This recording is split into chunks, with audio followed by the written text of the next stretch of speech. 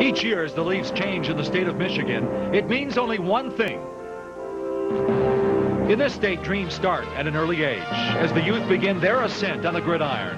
From Iron Mountain to Oak Park and the hundreds of small towns in between, thousands of young boys start paying their dues through commitment and their love of this game, as they hope that one day they can take center stage on Saturday afternoons, and they too can wear the same uniforms as their idols. It's on this landscape legendary figures evolve, and those who realize their dreams are transformed into heroes. Isn't this what college football's all about? That's why you're where you are, I'm where I am, and aren't you just loving the devil out of it? God darn it, this is great.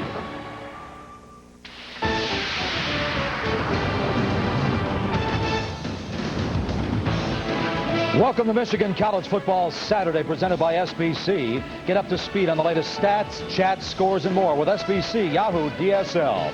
The fans getting ready to go inside the big house. This afternoon, the Wolverines open their 124th season, hosting the Chippewas from Central Michigan University.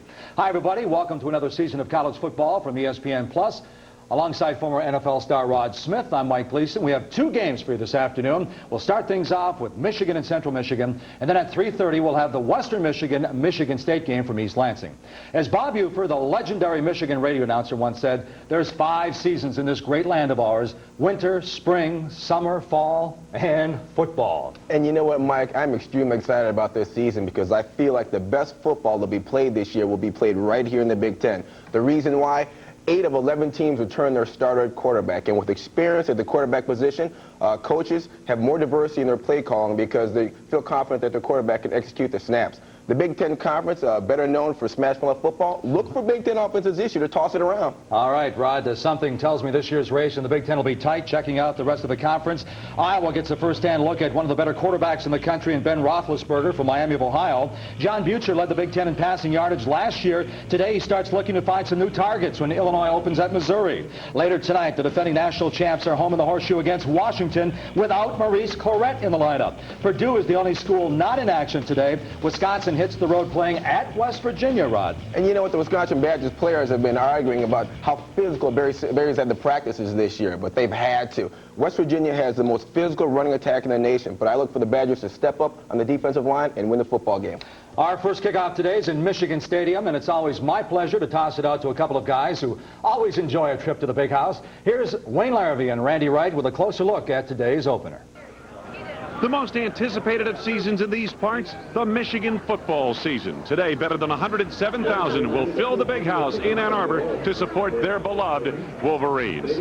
Michigan is the 7th-ranked team in the nation, and they've got an experienced hand at quarterback to lead what should be an explosive offense. Well, John Navarre, a 5th-year senior, makes his 30th career start today, but Michigan wants to become a better team this year at running the football. And Chris Perry is the only experience coming back off of last year's squad. That's going to put the focus right on the offensive line. With 4 or 5 starters returning, this should be a real strength for this team. So what you're telling me is in true Michigan tradition, the Wolverines must run to win.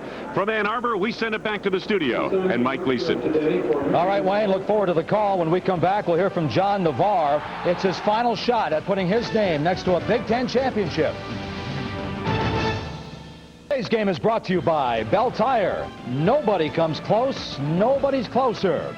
John Navarre will line up for his 30th start as the Michigan quarterback today. With a victory, he'll improve his record to 21-9 as a starter. And when he takes that first snap as the starter, Navarre will join Rick Leach as the only Michigan quarterbacks to start the season opener 4 consecutive years.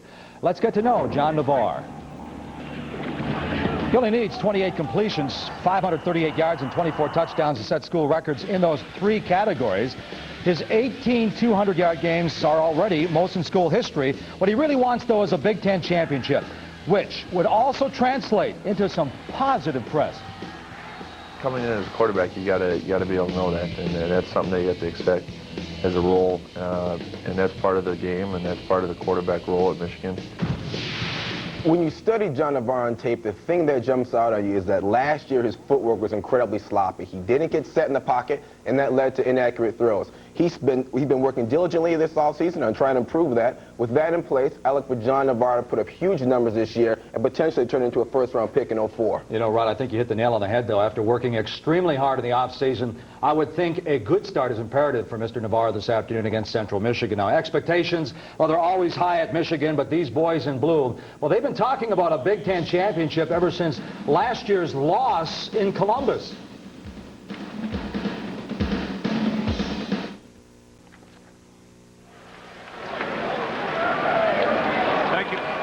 Thank you very much, Mike Gleason. There's a look at Michigan Stadium entering its 77th season of occupation by these Wolverines, who play host to the Central Michigan Chippewas. And Randy Wright, it's been a long time since the Chippewas have made the trek down a 2-hour drive south to Ann Arbor to take on the Wolverines. 1931 was the last time, and Mike DeBoer, the Central Michigan coach, is really looking forward to today's game, having been an assistant at Michigan for 8 years. He's as fired up as his team is.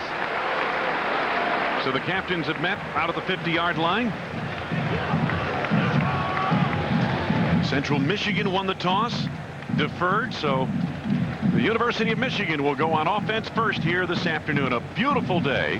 Temperature in the, upper 60s, lower 70s. It could not be better for football. Matter of fact, it feels more like early October than late August. And we're looking right now at about 68 degrees. It may get into the 70s.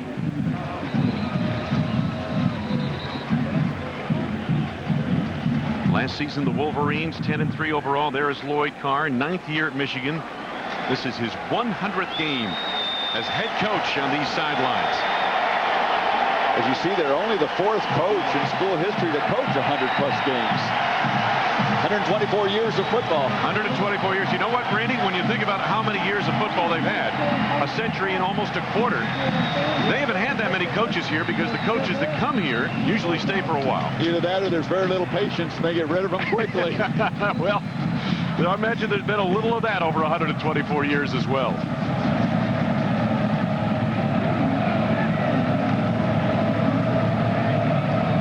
Matt Foster getting set to kick it away. Principal deep back Jeremy Lesueur for the Michigan Wolverines. Great to have you with us on this Labor Day holiday weekend in Michigan.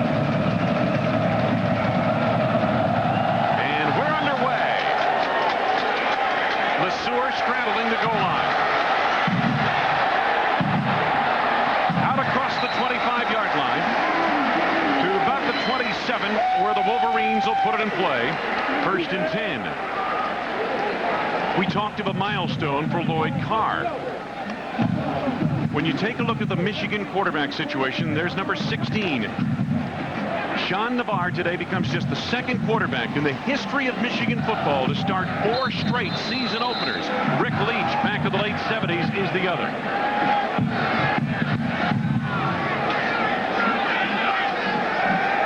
Perry, the tail of the tandem in the eye. Bell, a senior, in motion.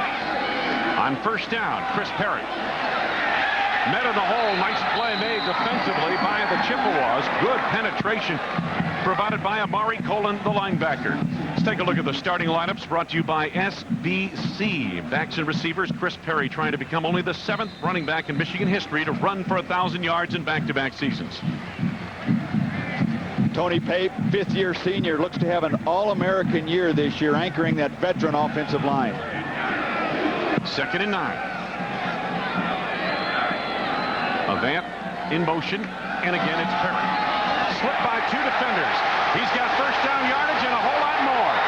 Into Chippewa territory down the sidelines. Inside the 20, chased out of bounds. Inside the 10 at the 9-yard line. Marlon Maxwell finally forced him out. 62-yard run. Nice job by this offensive line, sealing down the defensive line to the middle, giving Perry plenty of room to make that nice cutback, and then it's just pure speed. Chris Perry rushing for over 1,000 yards last year, looking to become just the 7th Michigan back to have back-to-back 1,000-yard seasons, and gets off to a great start right there, that long run. Double tight ends for the Wolverines on 1st and goal. Perry again. And this time he is roped down. Good penetration made by Jonathan Nelson. Central Michigan defense, and it's Matt Wolgemuth up front. The senior co-captain plays a lot of times on the other side of the line of scrimmage. Eddie Hillary moves from the inside last year to the outside linebacker position this year.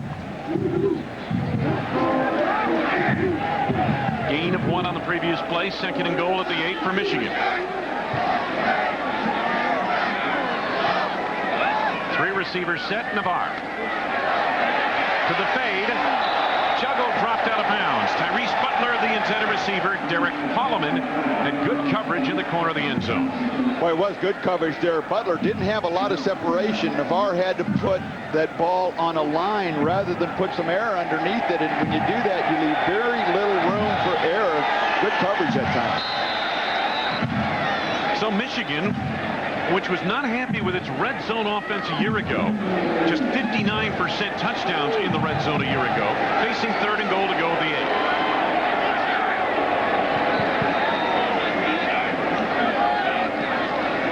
Navarre again. Broken up, intended for Edwards. Great play made by Marlon Maxwell, the quarterback. Maxwell, a former wide receiver. They tried him a wide receiver a year ago. Take a look up top. Navarre sees nobody open, comes downside. Looks like he has Edwards open, throws the ball a little bit behind him. You got to get this ball out in front. Edwards tried to make the circus catch, couldn't haul it in. Wayne, you talked about the struggles Michigan had in the red zone last year. That's a direct reflection of their inability to run the ball when you get down there. And then you have a lot of those 3rd and longs like we just saw, and it's tough to convert those. Adam Finley. 25-yard field goal attempt. No good. The other factor about the red zone offense for Michigan a year ago, they missed 8 field goals in the red zone. Well, they struggled running the ball, and they struggled with special teams and kicking game. So the Wolverines take a big run deep into Central Michigan territory, but when it's all said and done, a disappointment for the Wolverines in the early going here at the Big House. 1st and 10 from the Chippewa 20. Terrence Jackson, nice run up the middle, across the 25 of the 26 gain, about 6 or 7 yards.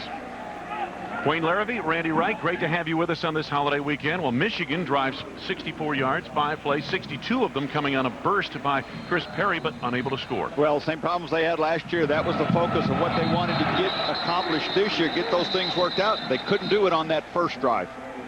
Penalty markers fly on this play right here. Dennis Lipsky is the official we'll be hearing from at times this afternoon. And we're hopeful it won't be too often.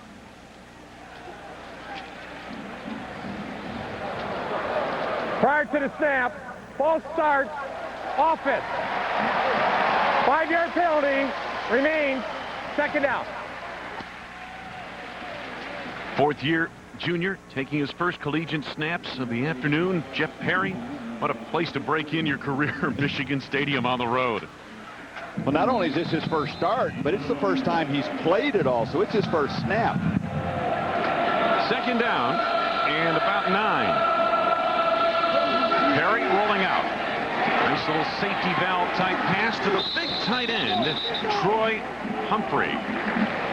The SBC starting lineups. Take a look at it for Central Michigan. In the backfield, the Chippewas need Terrence Jackson. We saw him on the first play from scrimmage for Central Michigan. They need him to be a 1,000-yard rusher again this year, Randy. And Derek McLaughlin, the captain of this unit, that should, like Michigan, be the strength of the offense. 3rd down. Cluster of receivers at the top of your screen. Perry going that way, a little bit wide of the mark. Again, intending to hit Torrey Humphrey, the tight end. So it is 4th down for Central Michigan.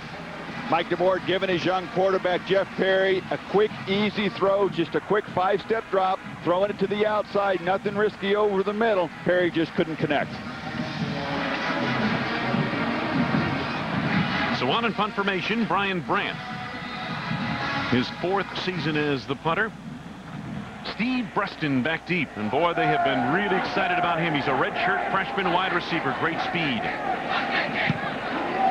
Good leverage into this kick. Preston from his 23. Look at him get the corner. Wow. Finally hemmed in and brought down inside the 40-yard line. What a way to start your career with that kind of a punt return. Joining us on the sidelines on our Big Ten crew this season, and we're happy to have Beth Mowins. Beth? Well, guys, we've been talking about the Michigan run game quite a bit, and the offensive line wants to make amends for what they saw as a disappointing performance a year ago, which included in their 3 losses averaging just 78 yards rushing per game. They should have the big advantage up front today by a couple of inches and up to 50 pounds per man against that Central Michigan defensive front with a lot to prove this season, Wayne. You're right, Beth. That could come into play certainly in the second half of this game. Navarre, 1-step drop. That's Calvin Bell out on the flat. Gain of about 9 yards down near the 30-yard line.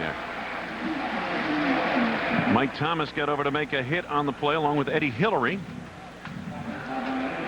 Well, the contrast in these two teams and these programs, really, when you take a look at a MAC school against the Big Ten, a lot of times you find a big difference in the trench. Well, you see that size differential there, but one other factor is Michigan has such big running backs. Chris Perry, 220 pounds, David Underwood, 225. So it's not just the line that has that size difference. Dudley, the fullback, in motion, and Perry following him. Left the blocking scheme and was hit and driven down by Ike Ajoko. But enough for the first down, and Michigan moves the chains inside the Chippewa 30 to the 27-yard line. Well, no question, Michigan has started this game wanting to run the football, and you would think they would have not only the size advantage, but the speed advantage as well. As you see Chris Perry coming off the field there. Michigan, though, early, trying to run the ball inside the tackles, not to the outside. David Underwood replacing Perry in the lineup as Lloyd Carr looks on from the Michigan sidelines. 1st and 10. Underwood cuts it back. Yanked down by James King of the 24. To the Big Ten studio, Mike Leeson, how you doing this afternoon? I'm doing great, Wayne. Wisconsin doing well at West Virginia, too. Rod, Barry Alvarez getting some help from the special teams. You know what, Mike? Special teams are never more important than early in the season and late in the season. Alex Lewis with the block, Kareem Timmons with the return for a touchdown. And the Mountaineers have come back with a field goal, so now it's 7-3. Let's go back to Ann Arbor with Wayne and Randy. All right, thank you, Mike.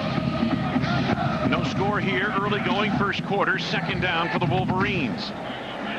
Preston, a wide receiver in motion. Navarre screens it out. Underwood, 1st down and more. Stepped out of bounds at the 14-yard line. Colin and Ajoku forced him out. Gain of 10.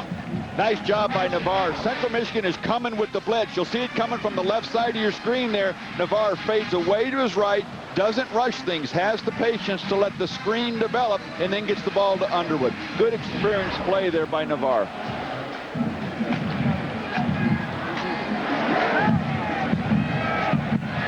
There's a look at the Cudahy High School product. Cudahy, a suburb of Milwaukee, Wisconsin. Perry. Nice play made in the middle of the defense by Matt Wolgemuth, the co-captain. In the center of that defense, he lends the experienced hand for the Chippewas up front. Boy, nice job coming down the line, fighting off the block, not giving up any ground, and hitting Perry right about the line of scrimmage right there. As you said, Wolgemuth, he's the guy on this defensive line. He's the veteran, he's the leader, 265 pounds, so he's got decent size and good quickness. No gain, 2nd and 10.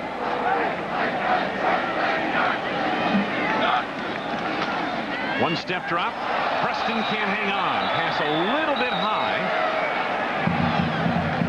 Boy, they had a couple of defenders coming up in a hurry, led by Mike Thomas.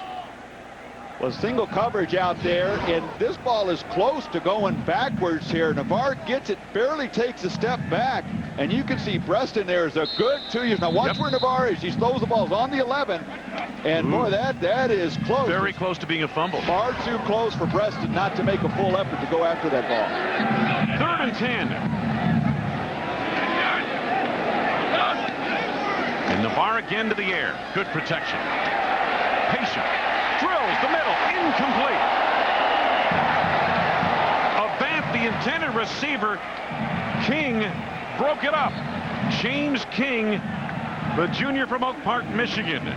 Nice job by Navarre, buying a little time, rolling to his right, and look at the arm strength to get this ball in there to Avant, throwing it across his body. You got to make this catch. This ball hits him square in the chest. He's got to wrap that up because he had dropped that ball before King even got there.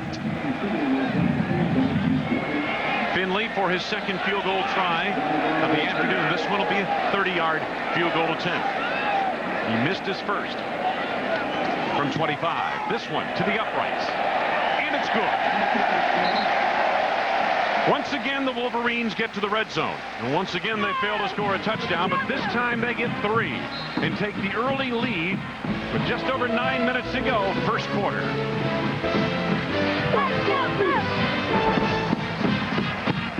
Back to Michigan. Michigan football Saturday. The Wolverines on the board, capping a 26-yard, 8-play drive to take a 3-0 lead. Finley with the field goal. Wayne, you're Central Michigan. You got to be pretty happy with it just being 3-0. They withstood Michigan inside the 20 twice already. Dienberg on the kickoff toward the near side. Justin Harper. Nice return across the 25. So first down coming up for Central Michigan. Lamar Woodley in on that tackle, a much talked about freshman recruit. There's Mike DeBoard. He was the offensive coordinator here at Michigan during the national championship season in 1997.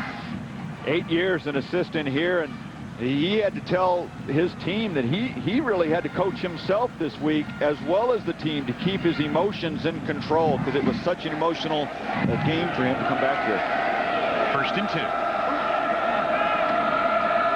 Here comes Jackson with some blocking. Across the 30 to the 33-yard line. And over to make the play, Marcus Curry, the junior out of Detroit. Terrence Jackson looking to get back to the form that he had in 2001 where he ran for over 1,194 yards, was hurt last year, missed all but a couple of games. Very optimistic about where he can pick up this year from where he was in 2001. 4 receivers set, Harper on the comebacker. Carl Diggs got over to make the stop, but not before they pick up a first down. SBC starting lineups. Let's take a look at the Michigan defense. There's a look at it. Stevens, Hoyer, Bowman, Massey, good, experienced. Grant Bowman, the leader. Carl Diggs, the Butkus Award candidate, returns to anchor the middle of the defense. First and 10. Jackson again. Out across the 40 on a gain of about 4 or 5 yards. Take a look at the Michigan secondary there. John Shaw gets the start at safety today for the unavailable Marlon Jackson. Second down for the Chippewas, and there's a look at Shaw. 5th-year senior, Coral Springs, Florida. Making only his 3rd career start, though. Second down.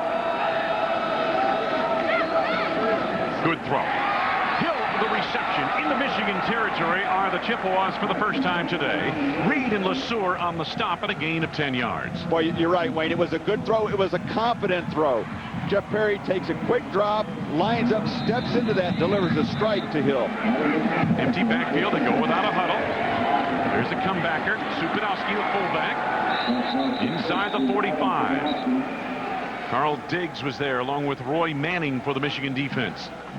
See the Central Michigan offense. It's a no huddle, not necessarily a hurry up. They can go very quick tempo, much like Northwestern, but they don't have to. They let Perry make that call. That was the point I was going to make. Much like Northwestern for Big Ten fans watching out there. Jackson gets a block from Supinowski, hit by Bowman from behind. Gain nonetheless of a couple of yards, and now maybe a late hit. Penalty markers down very late on that play. Boy, you see 5 yellow flags thrown, and no question every official saw the same thing.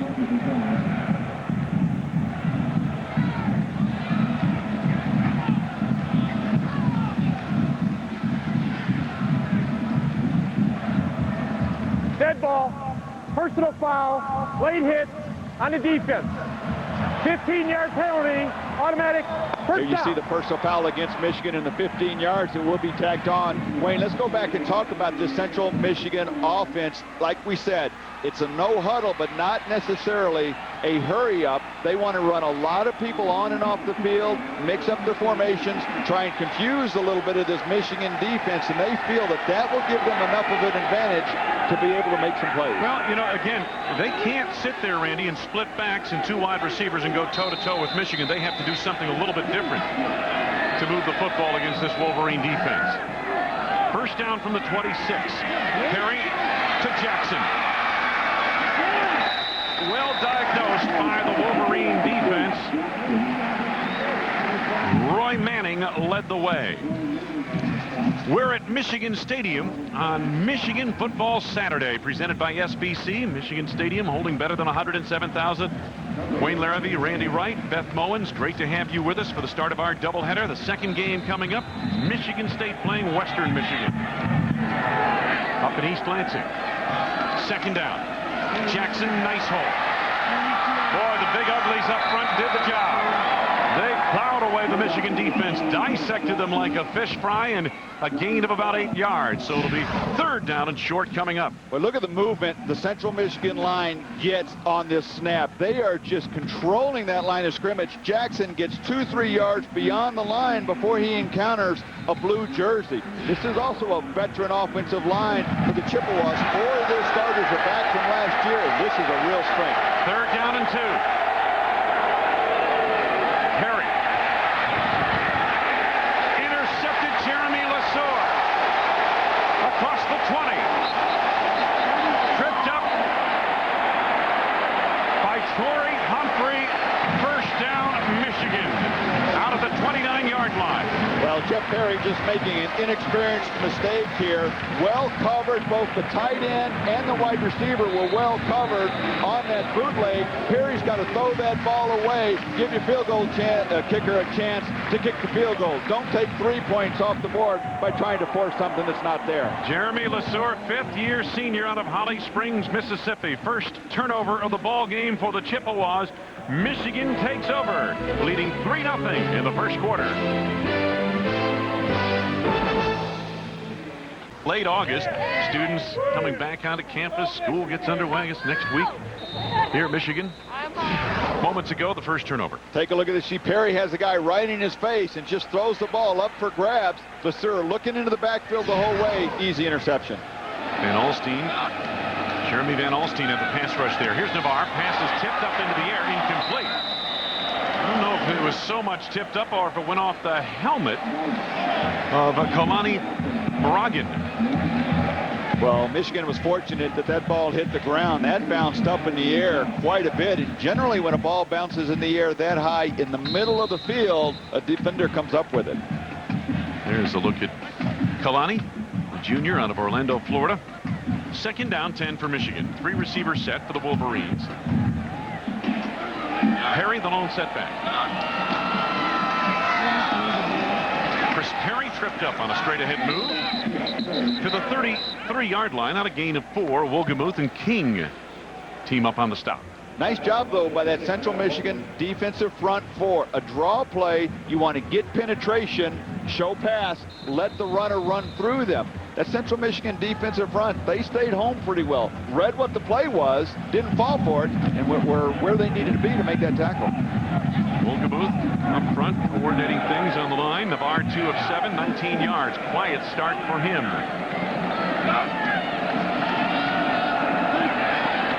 Over the middle. Leaping grab this time for a first down. Tyrese Butler, the veteran wide receiver. 12-yard gain. Thomas and Amari Colon collaborate on the stop. One of these receivers for Michigan needs to step up opposite Braylon Edwards and have a big year. Tyrese Butler is the second leading receiver returning off of last year's team. Only had 21 receptions last year, though. We saw Avant drop a touchdown pass. Now we see Butler catch something over the middle. Michigan is going to have to find somebody other than Edwards that steps up and becomes a good complement to him. Slot at the top of your screen. Breasted is the man on the outside, and they're reversing it to him. And here he comes, the freshman with all that speed. Gets the corner, but is dragged down from behind. Excellent play made by Marlon Maxwell. Maxwell, one of the speediest of the Central Michigan defenders. Oh, it was an excellent job tackling by Maxwell in the open field. Preston had Navarre out in front of him and didn't use him as a blocker. You'll see to the left side now, Preston's going. He's got Navarre. Get behind that quarterback. Set that block up. At least let him get in the way so you can make a cutoff of him. But nice open field tackle. Yeah, Preston will learn that. He's just a redshirt freshman in his first college game. I think he was a little excited. Yeah, well, I would think so. Edwards in motion. Navarre looking that way. Goes short to Braylon Edwards, who's covered up near the 45 at the 44-yard line where he's got a first down. And Jonathan Nelson, the safety, got over to make the hit. Boy, what a big target Braylon Edwards is. 6'3", 210 pounds, got great speed, but when you can throw those 5, 6, 7-yard turn routes, pitch routes over the middle, nice big target to throw to. So the Wolverines on another steady drive into Chippewa territory. First and 10 at the 44.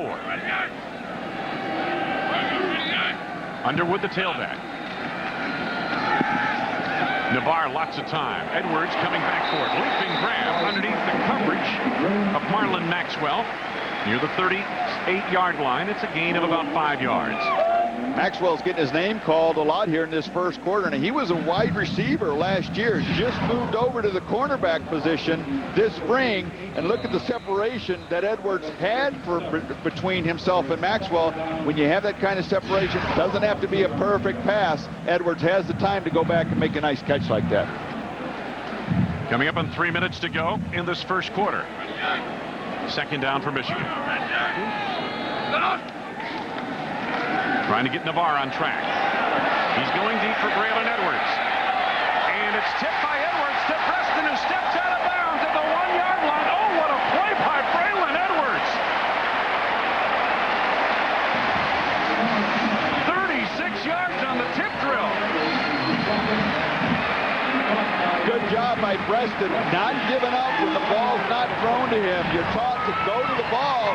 Navarre there gets hit right as he throws the ball, throws a wobbly pass, and Edwards goes up there and looks like he intentionally tips that ball over to where Preston is. It sure did look intentional. My Take a look at the left arm of Edwards there. Looks like he tips that. I don't know so much if he tried to do it, but fortunate bounce there on that view. Fortunate bounce there for the Wolverines.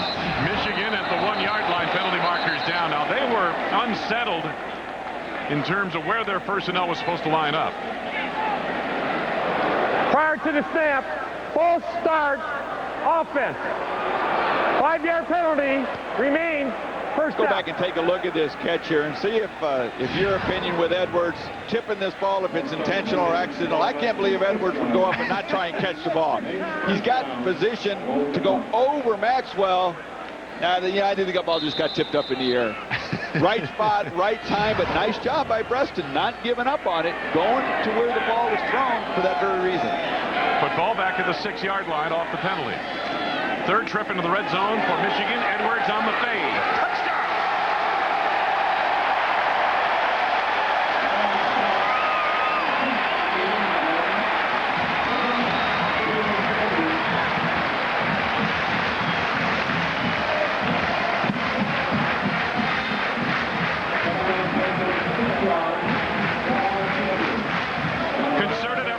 Passing game on track in that possession, in that series.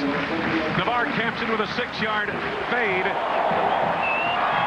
to Braylon Edwards. Extra point is good by Adam Finley. And Michigan leads 10-0 with 2:25 to go in the first.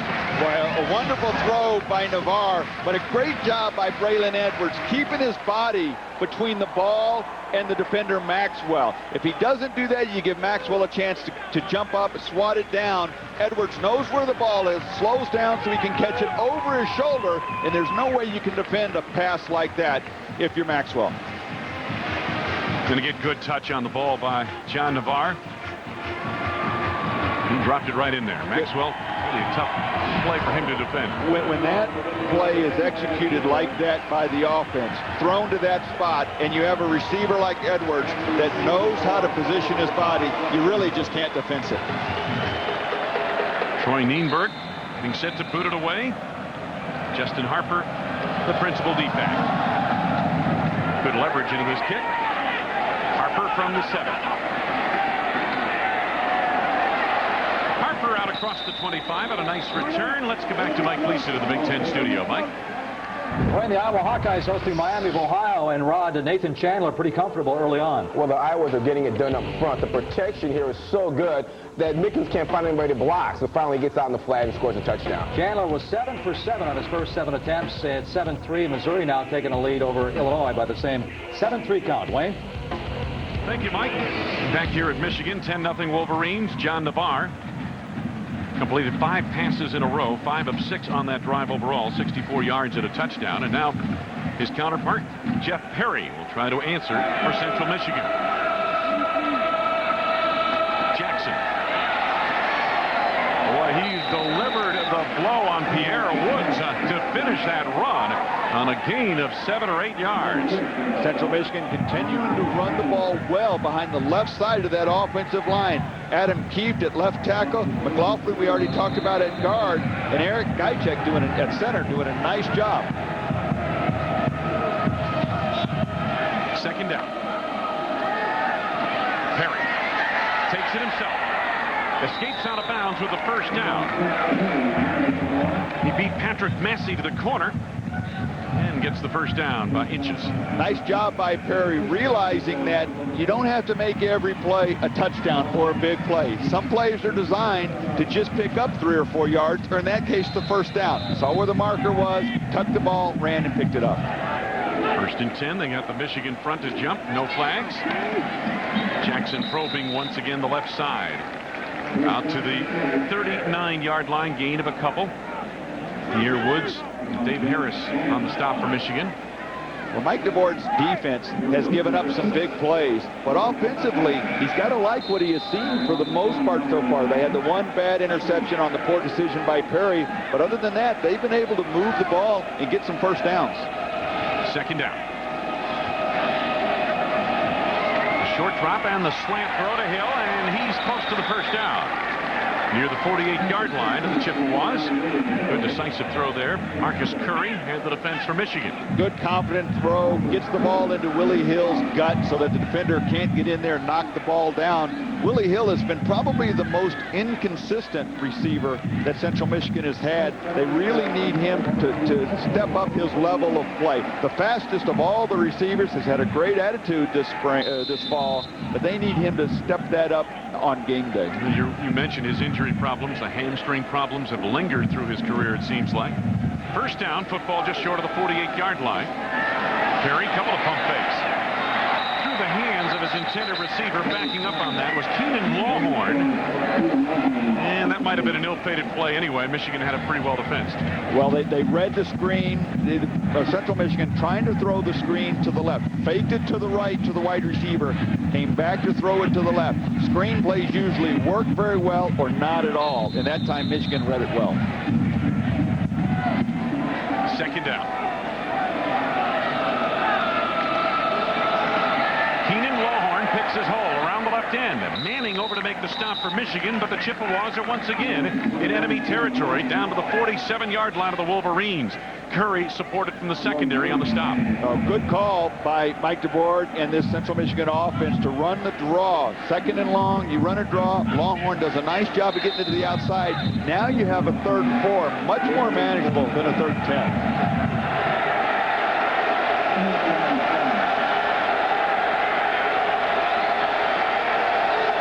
Calling the play at the line, the snow huddle offense.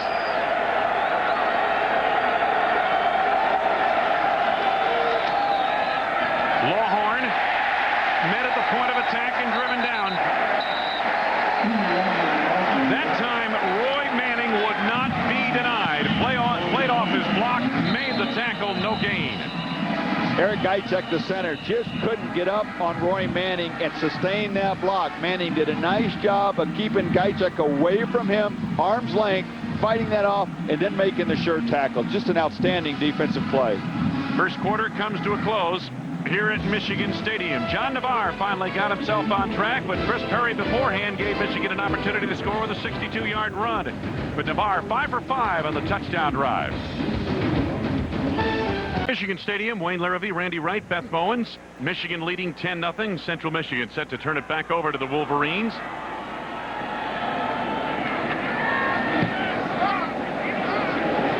punt by Brian Brandt. This is Marcus Curry. Curry being chased by a pack of Chippewas. Somehow gets the corner across the 25. Out of play near the 29-yard line.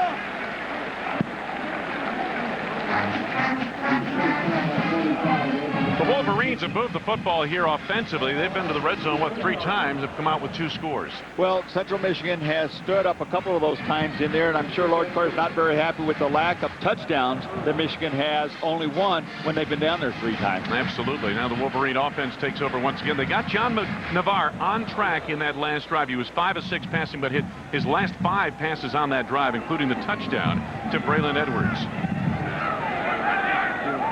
First and 10. Chris Parrott met by James King in the hole, gain of about 4 yards to the 34. The numbers from the first quarter.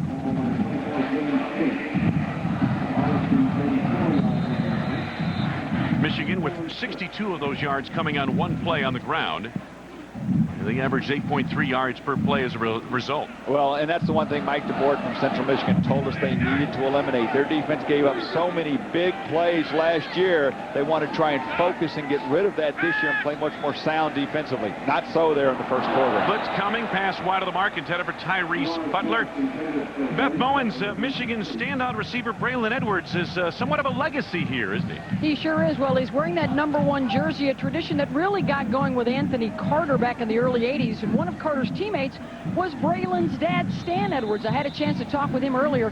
He thinks that Carter and his son have a similar skill set, but what sets Anthony apart was his maturity when he was playing. He thinks Braylon will have that kind of maturity this season. Wayne?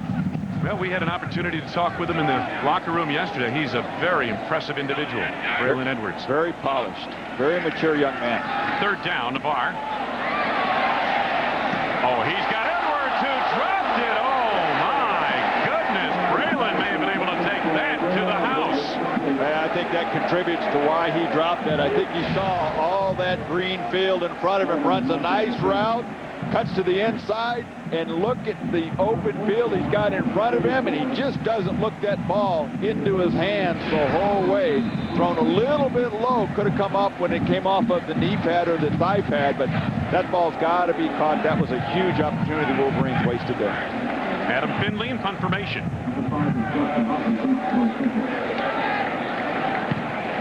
Justin Harper back deep from the 16. Harper maneuvers for yardage across the 25 to the 28-yard line where the Chippewas will take over. Dave Harris made the stop. Michigan has missed some opportunities, but nonetheless, they play on the lead in this first half. This is a Michigan football Saturday, and following our telecast here from Ann Arbor, we'll go up to East Lansing. Michigan State playing host to Western Michigan. Wayne, the Chippewas have not looked intimidated through this first quarter here. They have not had a lot of motion penalties, a lot of lose your composure kinds of things. They've given up some big plays, but that's just ability. They've actually been pretty focused. Jackson cut down. Good, strong stop made by Marcus Curry. Back to the Big Ten studio. Mike Gleason. Wayne, Wisconsin trailing West Virginia. Rod, you said at the top of the show the Mountaineers would be physical. Yeah, even out of the shotgun, they run an OT run play. You see the running back break 2 tackles. Wisconsin better put their chin straps on tight to stay in it. West Virginia 10-7 over the Badgers. Wayne? Thank you, Mike. We'll keep an eye on that game. A lot of Big Ten action going on today. Perry trying to throw the slant a little bit wide of the mark, intended for Harper at the 35-yard line. So it'll be 3rd down coming up. Last season, Randy, the 2-6 mark in the Big Ten is what has most people in Madison concerned. Well, and rightfully so. The Badgers have not played well in the Big Ten the last 3 or 4 years, have a losing record, and if they're going to compete for the Big Ten title, that's going to have to turn around. Good non-conference schedule to question the quality of the opponent. They've struggled in the Big Ten at home as well as on the road. CMU 0 for 2 on 3rd down, facing 3rd and 10 at the Chippewa 28. Perry Penalty marker down. Has the tight end, Torrey Humphrey, who's turned back short of the first down, up to the 35. A gain of 7. Penalty marker down to the offensive backfield. I think they're going to get Adam Keefe, the left tackle, here for a hold.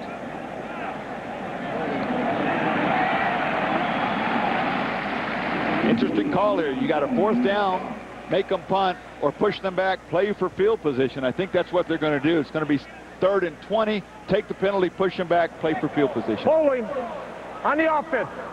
10-yard penalty. Repeat. 3rd down. Watch it again. See if we can pick it up. Take a look at Perry starting your first Big Ten football game against a Big Ten team, and not all roses. There's welcome to the Big Ten caliber football. He wouldn't trade it for anything in the world, though. He's so excited yesterday talking about coming out here and playing this game and finally getting a chance to get his opportunity to start. Looked like the hold was on Keefe, and his man is the man who hit the quarterback. Little comeback screen, not much there. Michigan snuffed it out easily. Leon Hall over to make the stop. Pierre Woods, the linebacker. Negligible gain out to the 20. It is 4th down. Well, you can see Michigan defensively has made some adjustments. They've taken away some of the running alleys that Jackson had some success in early, putting a little more of the burden on Perry, making him throw the ball a little bit deeper, too. They tightened their coverage by their corners. Going to make Perry throw the ball a little farther downfield if they want to have success. Brian Brandt in punt formation again. Reston, the redshirt freshman, from his 26. Look at this. Pollard from behind inside the 40 of Central Michigan. My goodness, they were excited in the Michigan camp at what they had been seeing from Steve Preston, not so much as a wide receiver, but as a punt returner of this ball. In a game like this is where you would expect Michigan to have a big advantage, the speed, which will show up on the special teams. We've seen it a couple of times. This is just an outstanding run by Preston.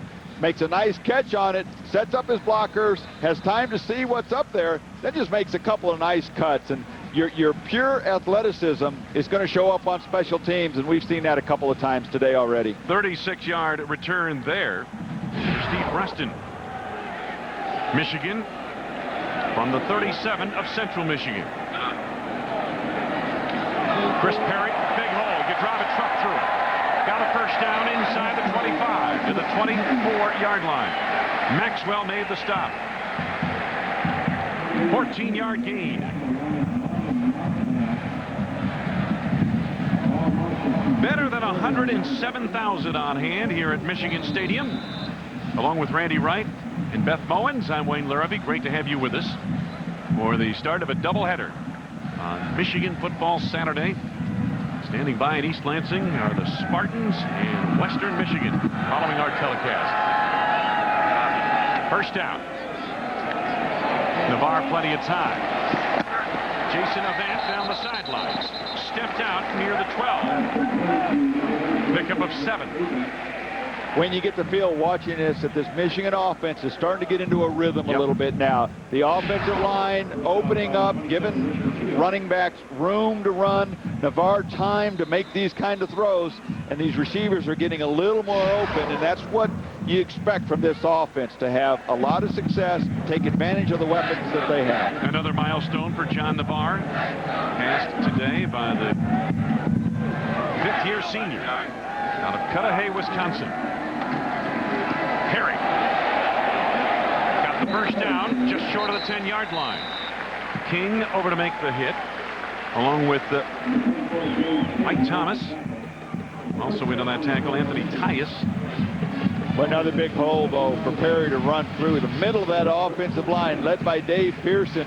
Their 3-time academic All-Big Ten center is really starting to pave the way. Perry already 95 yards on 9 carries in this first half of play. First down, goal to go, the 11th.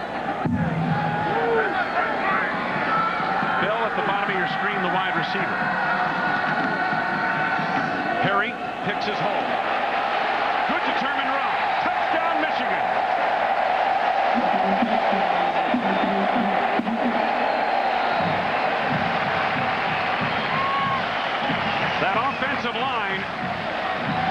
begun to shred the Chippewas up front. Take a look at the move, though, that Perry puts on right at the line of scrimmage. It's actually pretty well filled in the gap there, but he cuts to the right, eludes the tackler, and then that acceleration gets him through that line of scrimmage. That was an excellent job of running with your eyes up instead of down. Extra point is good by Adam Finley. Chris Perry now 10 carries, 106 yards. His first touchdown of the season, his 5th 1,100-yard game. 17-0 lead, really taking control at the line of scrimmage on this game. There's a scoring drive. Well, you take a look there, 37 yards on the total drive, 24 of them Chris Perry. Nice job by Perry on that touchdown run, but a nice job on that drive by the offensive line. Justin Harper trying to follow the wedge, gets across the 20 to the 21-yard line. Hood and Mundy on the stop. Beth Mowens, what do you have for us? Well, Big Ten athletes are used to a lot of attention from the media, but in Chris Perry's case, what do you do when the media also happens to be your mom? His mom, Irene, is the publisher and editor of this new magazine, Ann Arbor Magazine. And it's interesting, guys, due to NCAA rules, they have to be very careful about how and what they talk to each other about during the course of the season. In fact, she cannot interview Chris for this magazine. She settled for a fellow by the name of Bo Schembechler for the inaugural interview, and I think that's a pretty good choice. Perhaps after Chris has another 1,000-yard season this year, he might be worthy of a cover boy. Wayne? Thank you, Beth. Big run by Jackson for a first down to the 40-yard line. Willis Behringer made the stop of the secondary. That's a 19-yard pickup for Terrence Jackson, who's drawn the attention of Jim Herman, the defensive coordinator of Michigan. He mentioned Jackson by name, said that kid's a legit back. And he has been here today. Jerry Bam Bam Seymour in the backfield, and here comes Seymour. Out across the 40 to the 42-yard line. Seymour is just 5'8" and 190 pounds, and they say the defenders have trouble finding him. Well, I think 5'8" is very generous. We were on the field with him yesterday, and that's a very generous, but very quick back, very fast, and just a true freshman. They're really excited about him. He's a true freshman out of the Miami, Florida area. And there goes Morris once again, spinning his way. You can see where it's difficult to get a real front-on-front hit on this guy. I mean, to make a concerted tackle on him, because he does spin and he is hard to find. Well, his center of gravity is so low that he can really deliver a blow, and it's hard to get down that low and deliver that same kind of hard blow that's equal to what he's given to you. Mike DeBoard said he saw something he'd never seen before at a football field. Morris, in practice, went between the legs of his offensive lineman to pick up yardage on a play. Didn't have to bend over to do it either. Here we go, third down. Almost 4. First down yardage to Hill. Inside the Michigan 45. Marcus Curry made the stop. First and 10, Central Michigan on a 14-yard gain. Wayne, this is a gut check drive for the Chippewas. They're down now 17-0. They had some success offensively earlier moving the ball, not the last couple. They got to stay in this game. This is a gut check drive. Seymour, the tailback. Seymour gets the call to the 39. Behringer in from the secondary, and Harrison made the stop on the defensive line.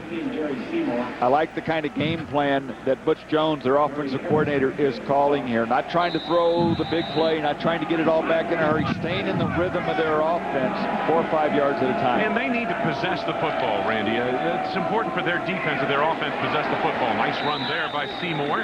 Bam Bam close to a first down. It'll be third and about 2 coming up. Roy Manning and Lawrence Reed on the stop. Well, they need to possess it, as you said, to keep the Michigan talented offense off the field, but also their defense, they know, is undersized. They don't want them to get worn down any more than what they expect to happen in this game, so they want to give them a little more of a rest. That means the offense controls the ball, runs the clock. Third down, and they're late in getting some personnel on the field. Perry calling the play at the line. Jackson stood up, driven back, did not make the first down. In the middle of the Michigan defense, Gabe Watson blew that play up at the point of attack.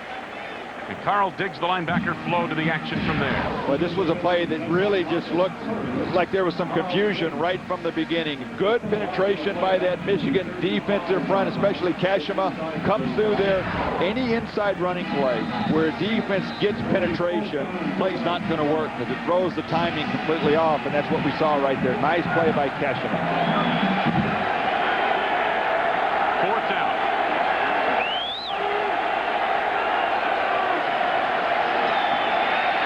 Perry had time through the hands of Humphrey, the tight end, and the ball goes over to Michigan on downs. So the Chippewa offense gets into Michigan territory but cannot sustain the drive. And as we head toward the middle portion of the second quarter, Michigan by 17. On this Labor Day holiday weekend, John Navarre heating up, as I mentioned, in the last Michigan touchdown drive, 8 of 15 now, 92 yards. He's had a couple of drops on him. He had several drops and some big plays that were dropped that could have been very big plays. Chris Perry is the tailback. Preston's on the wing, lower portion of your screen. Here comes Perry. Good feet. Slips a little bit across the 40 onto the 41-yard line. This is a brand new field here at Michigan. We have not talked about it yet, but I know you were looking over it pretty closely. This is that field turf that so many stadiums around the country are going to now. Well, it's something that they had to replace that grass. So you take a look at John Navarre. We talked earlier, some of the drops, some of the big plays that could have happened. And you know what? He's kept his composure, hadn't gotten frustrated. Some young quarterbacks, that would happen too. But he has really become the leader of this team. And you kind of know what you get with him starting his 30th career game today. Underwood has had a good camp, and he blasts across the 45, close to the 50-yard line. Mike Gleason standing by in the Big Ten studio. I understand the border war, Illinois, Missouri, underway, Mike. That's right, Wayne, and Brad Smith is taking control right now for the Tigers. Yeah, the Illini have so much inexperience in their secondary right now. J.D. McCoy, 19-yard touchdown pass, finds a big hole in the middle. Missouri 14-3 over the Fighting Illini, Wayne. What do you think of that look? All orange uniforms? When you were 5-7 last year, you'll try anything. So, they lost that game to Missouri last year. Missouri is what they say in the Ozarks. Pass knocked down, nearly intercepted. Oh my! Colin almost picked it away. James King, the safety on the blitz, got a piece of it. Nice job by Central Michigan bringing some pressure. You talked earlier about their offense, their fast-paced offense, try and mix things up. They can't just sit there. Defensively, has to be the same kind of philosophy. We can't sit there and play toe-to-toe. We got to bring blitzes. We got to bring safeties, cornerbacks, change things up.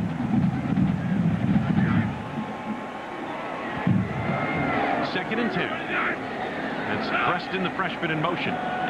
Navarre sets up a screen the other way. Like a pinball, bouncing off defenders for a first down to the 34-yard line. 17-yard gain. Nice job by Navarre, letting this screen develop. Fakes the ball to his left, draws the defenders back over there. Then as he delivers it to the right, he gives his linemen enough time. And look at them block downfield. Excellent job downfield block, especially by wideout Calvin Bell that time, to sustain a block for that length of time, one-on-one in the open field. Very hard to do. Chris Perry already over 100 yards rushing here today. Tyrese Butler, the man in motion. Preston, the wide receiver, to the top of your screen, and this is Navarre. Butler couldn't quite reach that one. Pretty good coverage both on Preston, who was running the post route, and on Avant, who was running underneath. And good patience by Navarre that time. Wanted to go deep, but the receiver was covered. Preston had no separation. Wisely came and threw the ball where only your receiver could catch it if he got a chance there. Nice throw by Navarre. Incomplete, but really very well covered. There's a look at the Missouri-Illinois score. The second quarter now. They had to get leading Indiana. That's the inaugural of the new stadium out at Storrs, Connecticut. Perry cut down this time. Nice tackle made. In the middle of the line, Kalani Moragin. Well, he came through there so quickly and so clean, you have to wonder if there was just a missed assignment by that Michigan offensive line, because he came through there, looked like untouched, and made a nice tackle. Just over 5 minutes to go in this first half. Sun-splashed afternoon at Michigan Stadium. Temperatures in the upper 60s. My goodness, for August 30th. I don't know if it's ever been much cooler here. At least not for a football Saturday. Navarre on third down. Intercepted. Eddie Hillary, the linebacker. First down, Central Michigan at the 41-yard line of the Chippewas.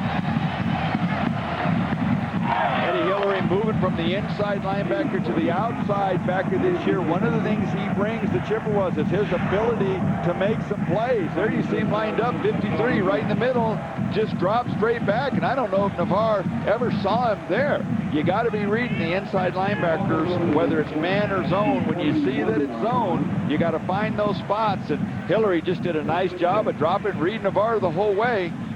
Maybe a pass Navarre telegraphed a little bit too much, didn't take his eyes away from his intended receiver, and Hillary steps in there, and his coaches say he has a good tendency to make plays in the open field. There was the first one of the year. Yeah, they're very high in their outside linebackers. They feel both of those kids are going to contribute big time for them.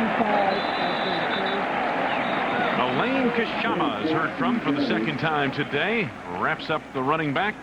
Terrence Jackson for a loss of a couple of yards back to the 39. Well, Central Michigan not wanting to put Perry in a position where he has to make big plays through the air. They are going to have to open it up, though, a little bit more. These Michigan defensive backs are creeping closer and closer to the line of scrimmage, and that hurts you with their run support as well.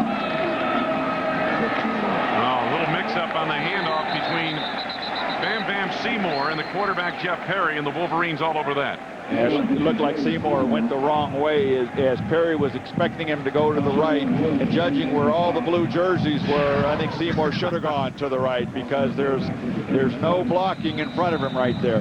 That was an easy tackle for Elaine Kashama. And one way you learn as a true freshman to go the right way is you come face to face with about 4 defensive linemen. Third down, and it's about 14.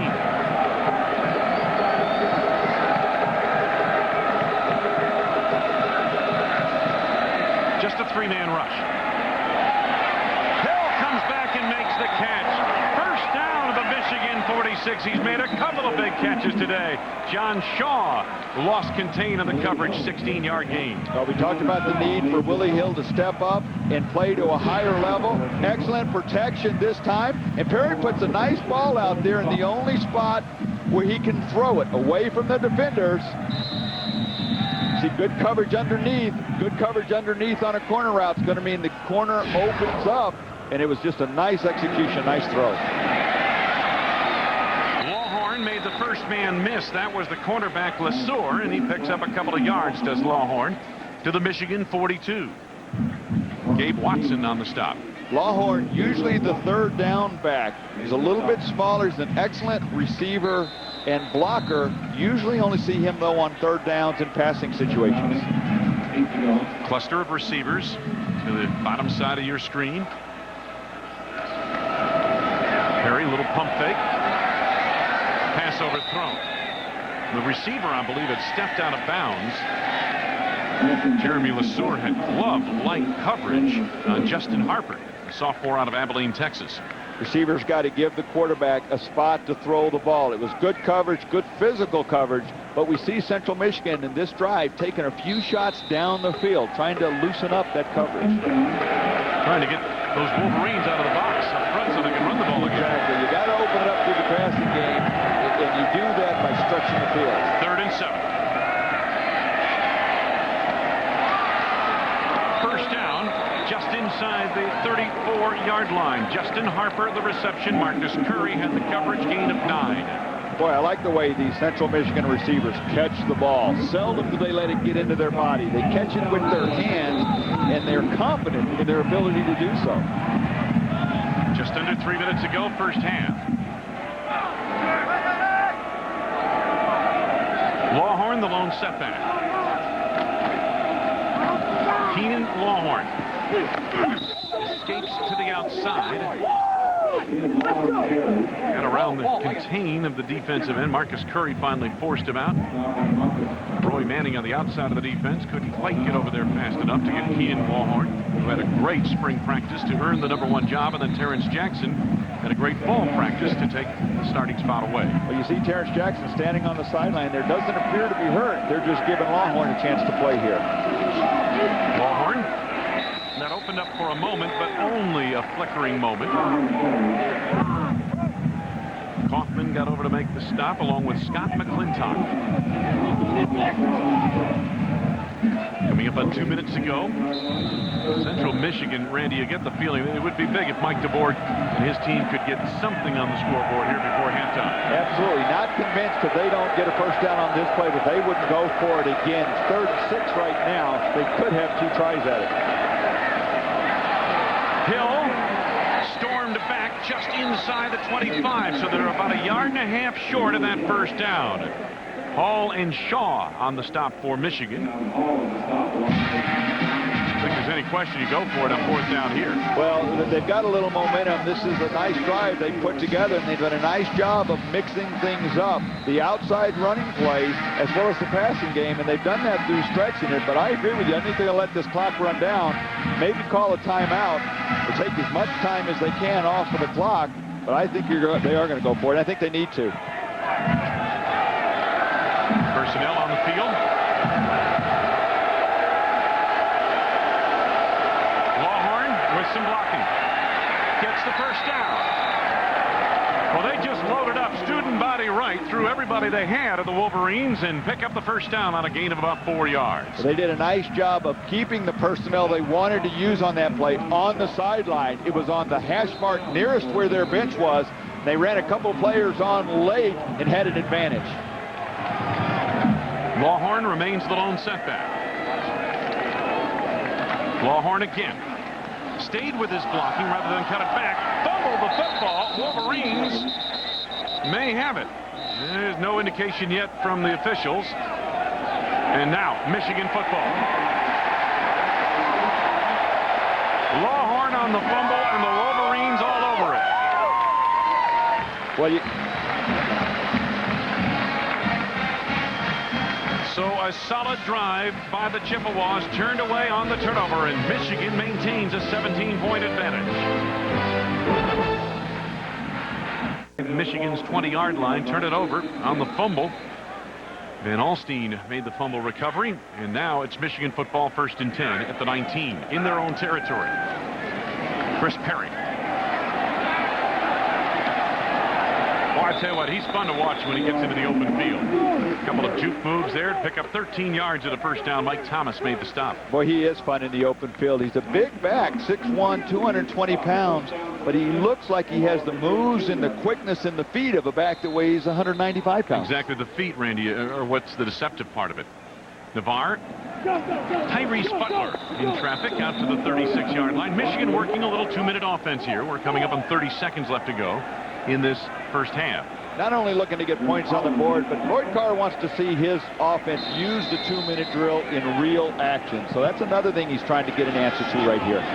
Navarre steps up through the hands of Tyrese Butler, incomplete. Looked like a catchable ball near the 47-yard line of the Chippewas. Nice job by Navarre stepping up into the pocket. That's where his protection was. And I agree with you. Threw what I thought was a catchable ball as well. At least it stops the clock, lets them huddle up again.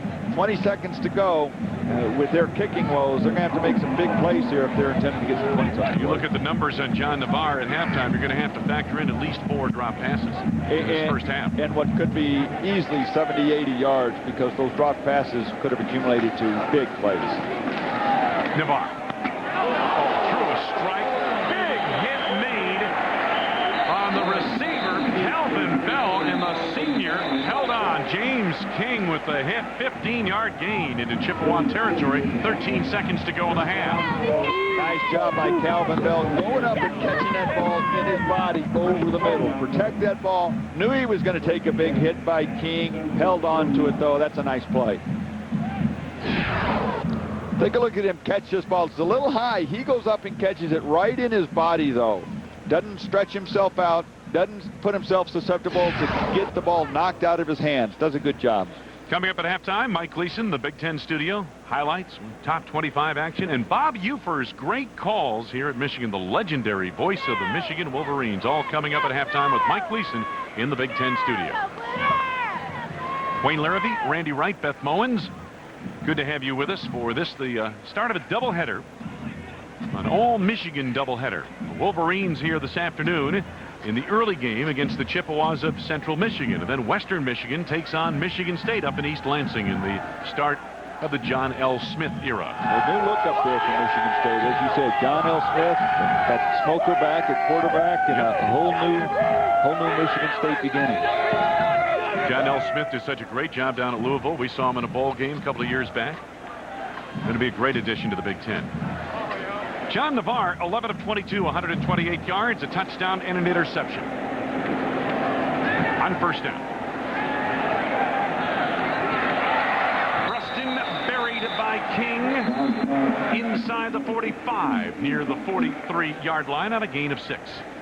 7 seconds to go. Michigan should use one of their 2 remaining timeouts here. No sense in taking them in, and this will give them a chance to talk things over. 7 seconds, you're going to have an opportunity to get maybe an 8 to 10, 12-yard pass play. Call the timeout.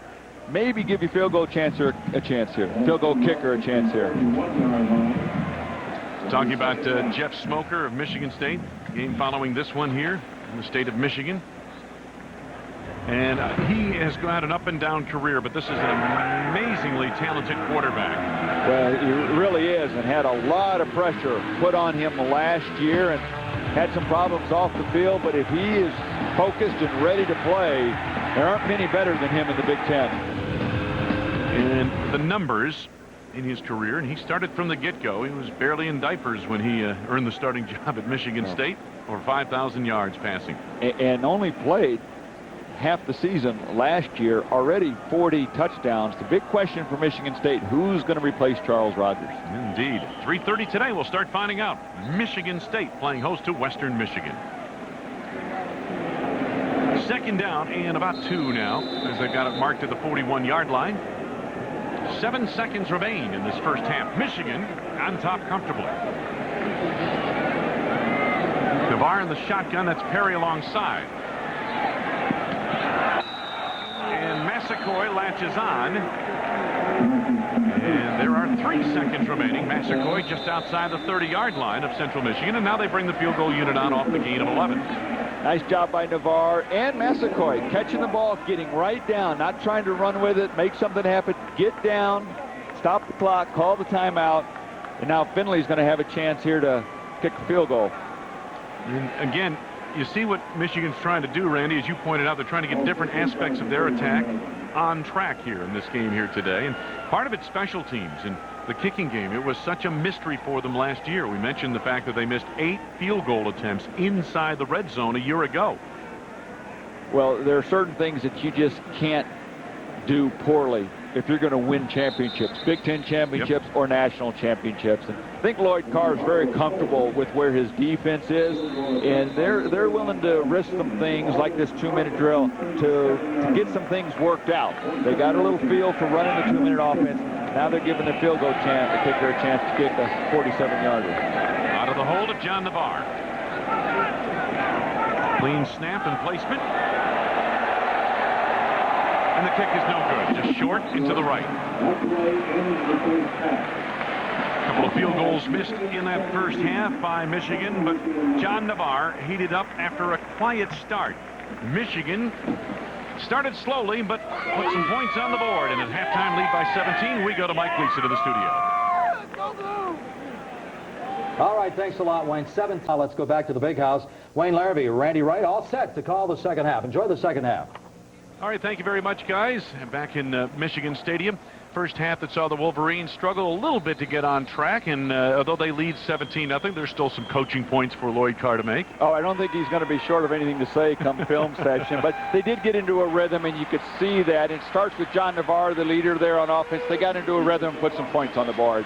Chris Perry got things going on the ground early in the first half. This is the opening drive of the game, 62 yards. Well, and this is what they need. They wanted to work on their running game. They need to be a better team running the ball, and these are the kind of big plays plays that Chris Perry can bring this team.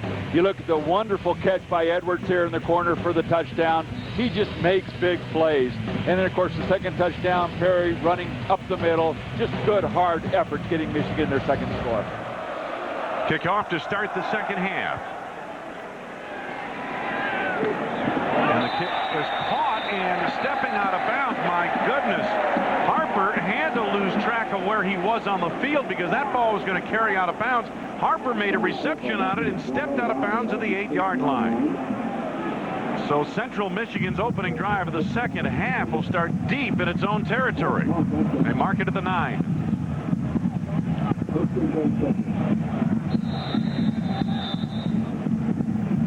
Jeff Perry in the first half.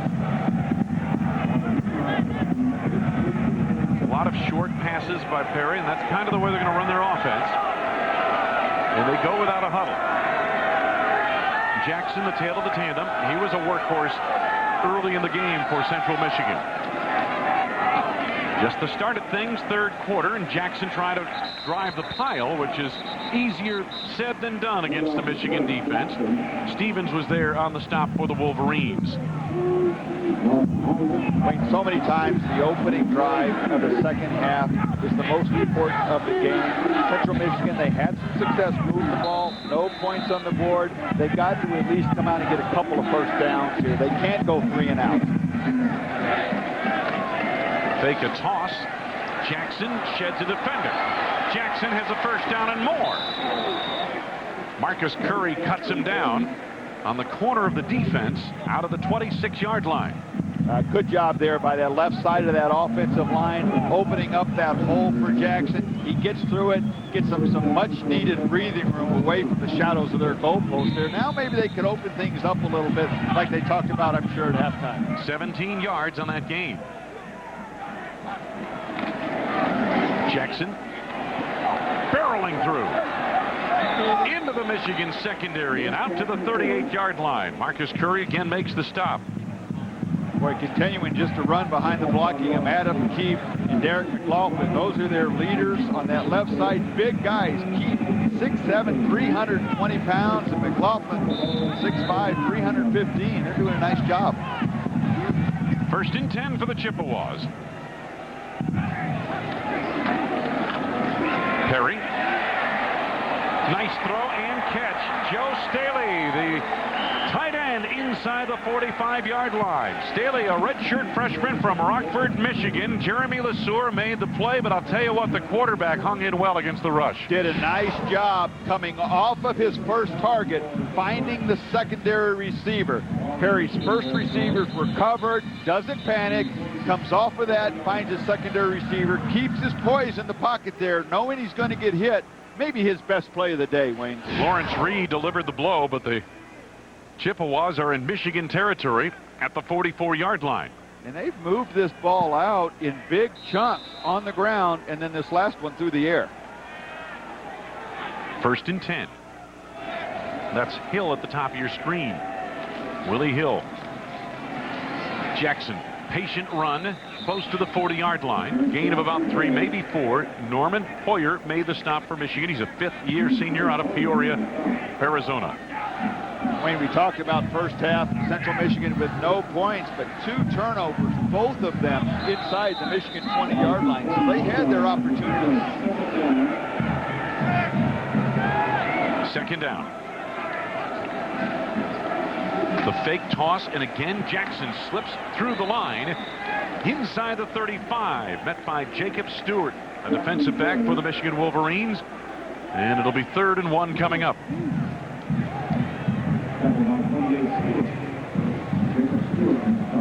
Just the start of things, third quarter. This is the opening drive of the second half. Central Michigan is driven from its 9-yard line to the Michigan 34.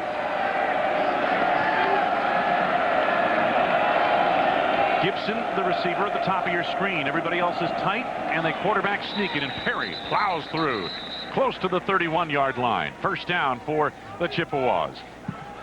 Boy, I like what Mike DeBoer is doing here with this drive. Not trying to do anything fancy. He put the onus on his offensive line to begin with. They got some much-needed yardage early, got some breathing room, and he's staying in the rhythm of what he has confidence his offense can do, not asking Jeff Perry to do a lot. Jackson gets the call. McClintock delivers the blow. Gain of about 3, maybe 4 yards to the 27-yard line of Michigan. Well, here's where I would expect Michigan defensively to start mixing things up. They're going to have to start coming with some extra people because Central Michigan is controlling the line of scrimmage on this drive. They're going to have to fill some of those gaps with some linebackers, maybe a safety or two. Jackson, 99 yards on 17 carries, replaced by Lawhorn in the offensive backfield. Keenan Lawhorn, the lone back. Lawhorn gets the call. Slips through. Great quickness. And beats another tackler to the end zone for the touchdown.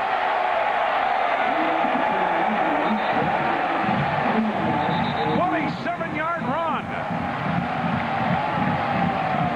Boyd Carr told us yesterday he was not real happy with the tackling last year at certain instances, and his defense missed a number of opportunities here to tackle Lawhorn. There you see 3rd, 4th, even a 5th missed tackle. Lawhorn, an excellent run, gets the ball into the end zone, and we have an injured Wolverine down on the field. Larry Harrison is the injured Wolverine. My goodness. And the official, when that play was over, quickly signaled the Michigan personnel to come out onto the field. And again, we won't even speculate. It's some kind of a leg injury, it looks like.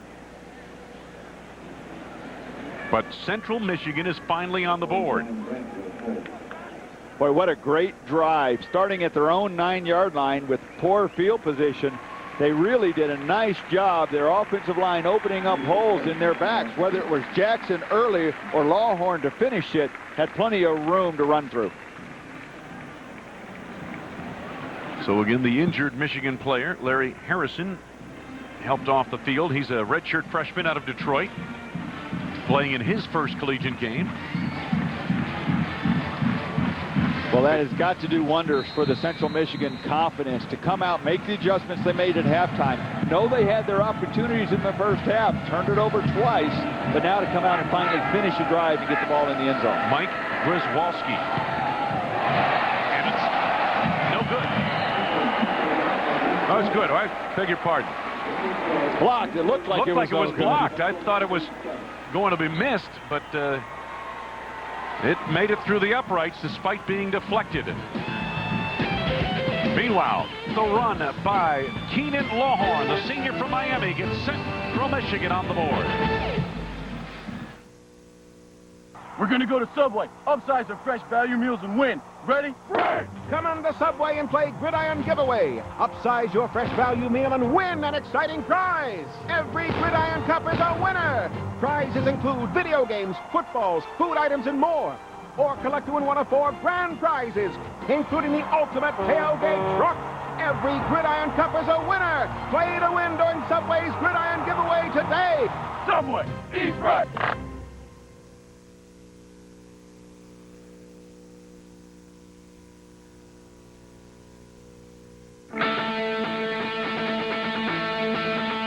Lakeside Motorsports in Mecosta is geared up for fall savings. Come in and check out the largest selection of ATVs in Central Michigan. Lakeside Motorsports is currently offering 4.9% financing for up to 60 months on all Honda ATVs. Lakeside prices have never been lower, and they can beat any deal. Ride over to Lakeside Motorsports and let the qualified sales and service staff handle all of your Honda and ATV needs. Lakeside Motorsports is located between Big Rapids and Mount Pleasant on M20. Honda, the best on earth.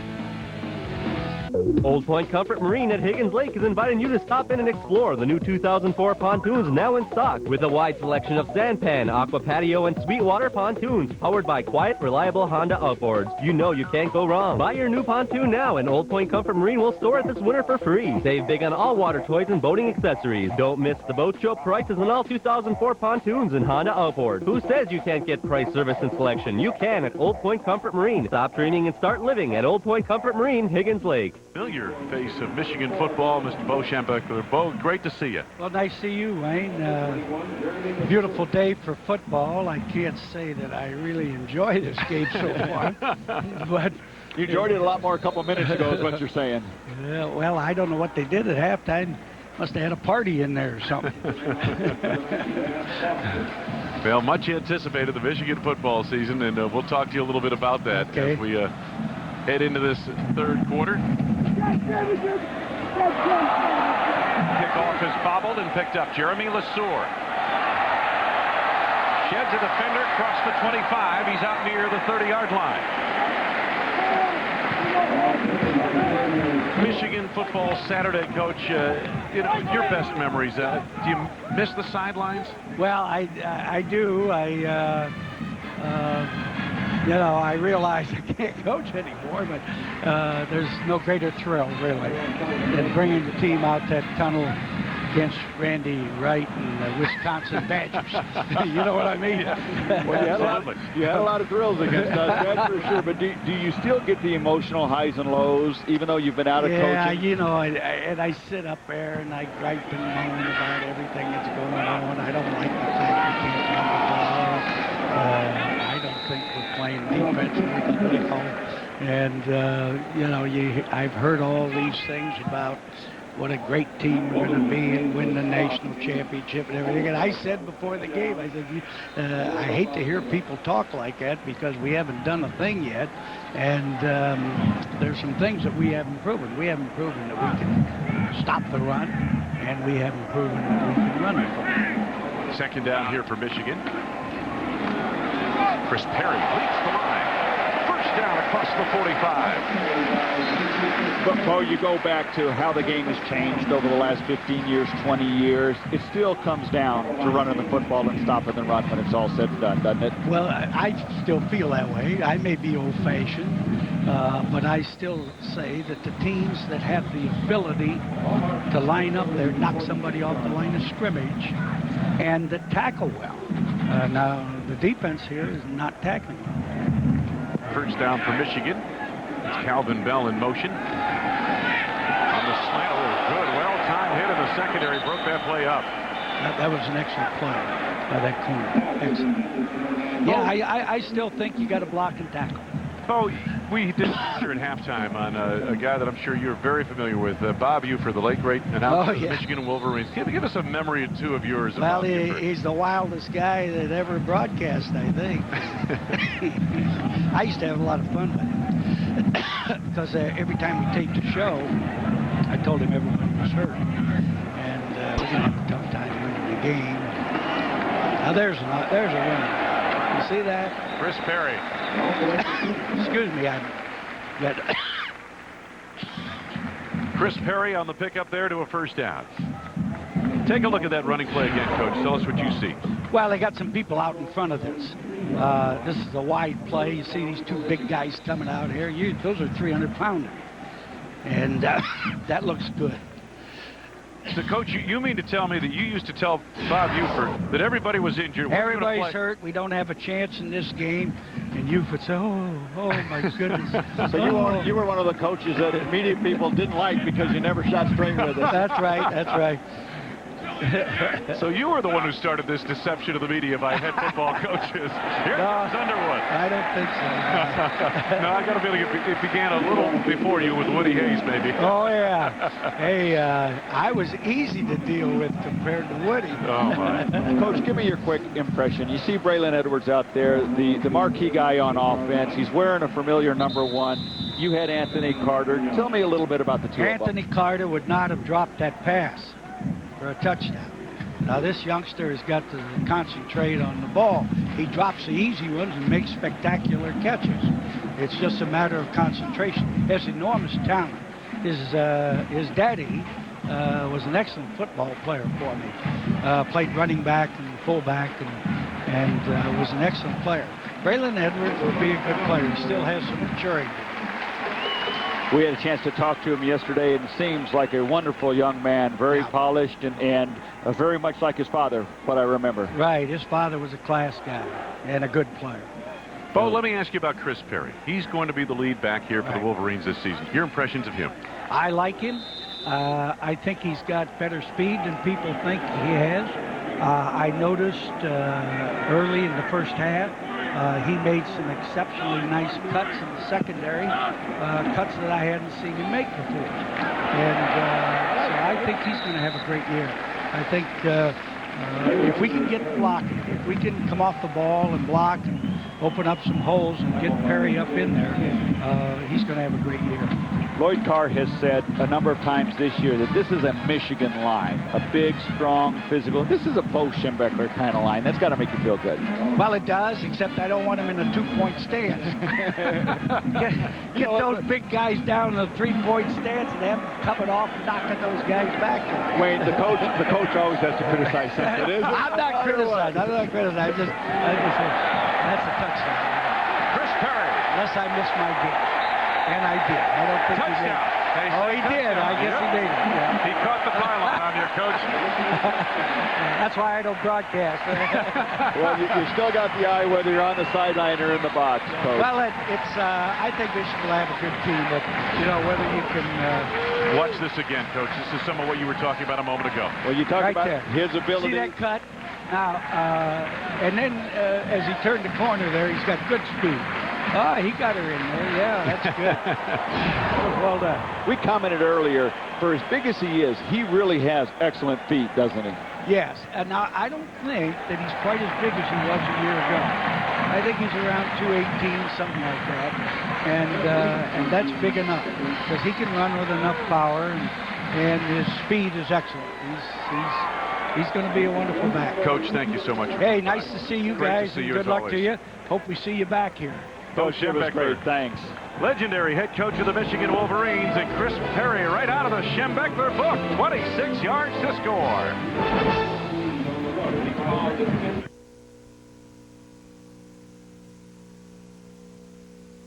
There's the old way. And now there's the Snow Way. Rugged and innovative. Snow Way plows are stronger, smarter, and better than the competition. Through technology, polycarbonate, steel, and stainless mold boards, patented wireless remotes, hydraulic down pressure systems, and a true 5-year warranty are why Snow Way users stay ahead of the competition. It's your choice. The old way or the Snow Way. Save $150 on new plows now through October 15th at Cadillac Truck Service. Welcome to Mountain Town Station Brewing Company and Steakhouse. If you're really hungry for great food that you won't find anywhere else, make this your destination. All aboard for Mountain Town Station. Succulent steak, juicy chicken, and our famous award-winning, mouth-watering ribs, along with delicious soups, salads, and taste-tempting desserts. If you're looking for a really great restaurant in a fun-filled atmosphere, make it your destination. All aboard. Frank, Wolverines lead it 24-7. There's the latest scoring drive.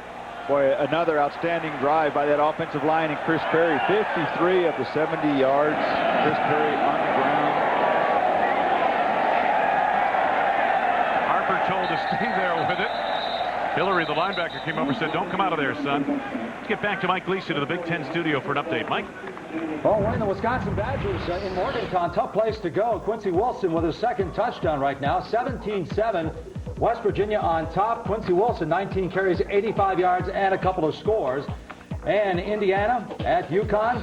Well, the Huskies on top of the Hoosiers, 24-3. Wayne, let's go back to you. You know, we saw that Quincy Wilson in the bowl game, Continental Tire Bowl down at Charlotte. I was very impressed with him last December. That West Virginia team struggled early last year. Then they got on a run, and they looked like, at least early, they're continuing that momentum they built last year. He's the son of the former Bears linebacker Otis Wilson on the Super Bowl championship team. You know, I knew you'd bring that up. At some point, I knew you'd have to mention that. I would think Otis Wilson brought you down a time or two. Oh, a game.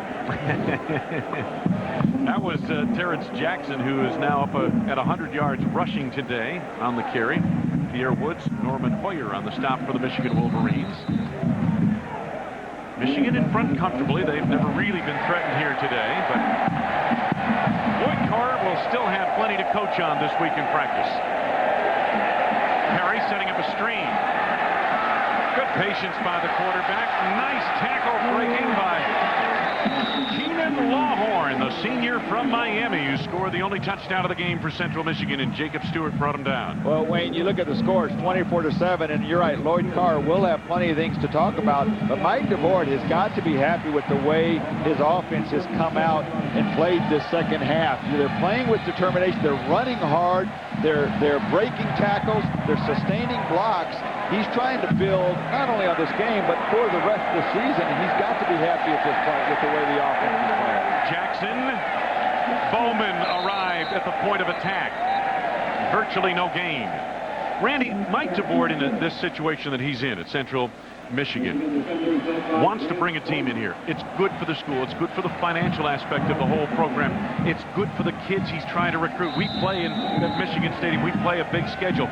But what you don't want to do, you don't want to come out scarred with injuries, or even worse, scarred mentally in a game like this. Well, you can get over the mental scars a lot quicker than you can the injuries, and he's got to make sure that he doesn't get his players hurt, at least to get into that depth where it affects you and what their real objective is, and that is a MAC Conference Championship. Well, that's what it's all about as far as they're concerned, and this is a game that'll get them closer to that goal in terms of preparation for the season, for the MAC season. Well, being competitive in this game will earn them some respect throughout the area. It'll also build their confidence with what they can do when they now face a Northern Illinois or a Marshall or somebody like that. CMU is 4 of 10 on third downs. Long throw to the sidelines. Nice move there, but out of bounds, I believe, short of the first down is Justin Harper. The man who got there first was Marcus Curry. He missed the tackle, and then Stewart escorted him to the chalk marks in front of the Wolverine bench. Well, as you said, missed tackle again. Perry does a nice job of getting the ball out to Harper quickly and lets Harper catch that and turn up the field, break that tackle, and get that ball very close to what would be a first down. Punting unit coming on for Central Michigan. Ryan Brandt, a senior from Wausau, Wisconsin. His 4th year as the school's punter. Averaging 45 yards with a long of 53 today. Marcus Curry back deep. Angles it toward the near side. Curry makes the catch at the 4. Gets across the 10, not much farther. So Michigan will start deep in its own territory on this next drive. Eddie Hillary and Dave Condeni made the stop. They're enjoying it so far here in the Big House.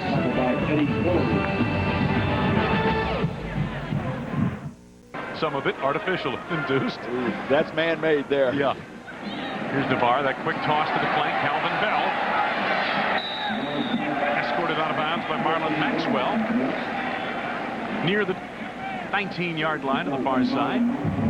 Well, Mike DeBoard, who is in his 4th year as head coach at Central Michigan, trying to turn things around there. Coached here at Michigan under Lloyd Carr. Matter of fact, he and Lloyd were assistants on the staff. Gary Moeller was the head coach at the time, and they used to drive back and forth to work together. They lived about in the same area. 2nd down for Michigan.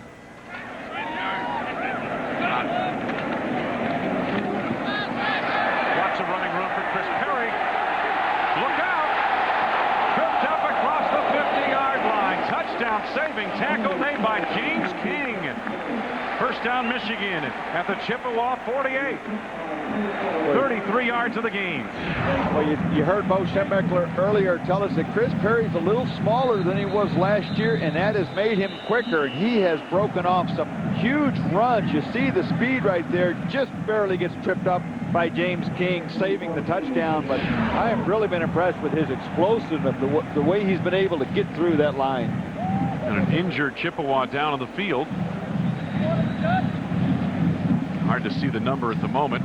They administer to him at the 41-yard line. Anthony Thomas was the last Wolverine to have a 200-yard plus rushing game back in the 2000 season. So Perry over the 200-yard mark here today in rushing. When you're talking about Lloyd Carr and Mike DeBoard riding together, it's funny how that situation got started. Well, you know, it was amazing because they were talking about it, and you know, one day Lloyd's car was in the shop, so he says to DeBoard, well, would you mind picking me up for work? And so DeBoard says, yeah, and they drove to work. The next day, he rode again with him the day after that. Can I have a ride? Day after that. And finally, DeBoard says, isn't that car fixed yet? And Lloyd says, yeah, it's fixed. It's been fixed for a while, but I just like riding to work. And just like having a chauffeur.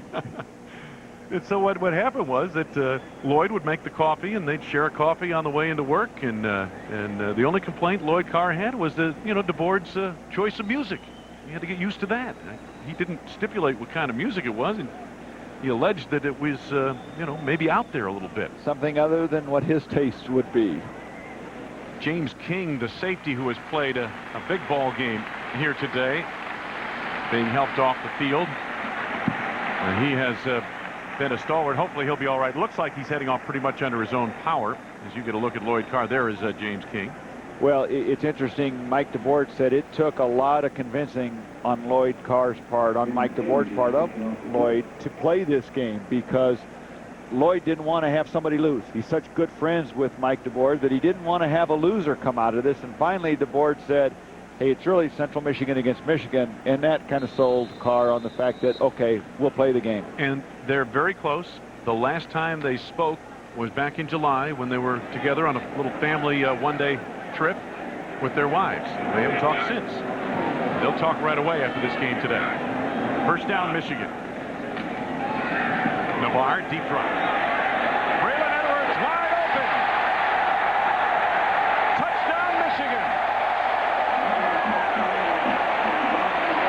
48 yards.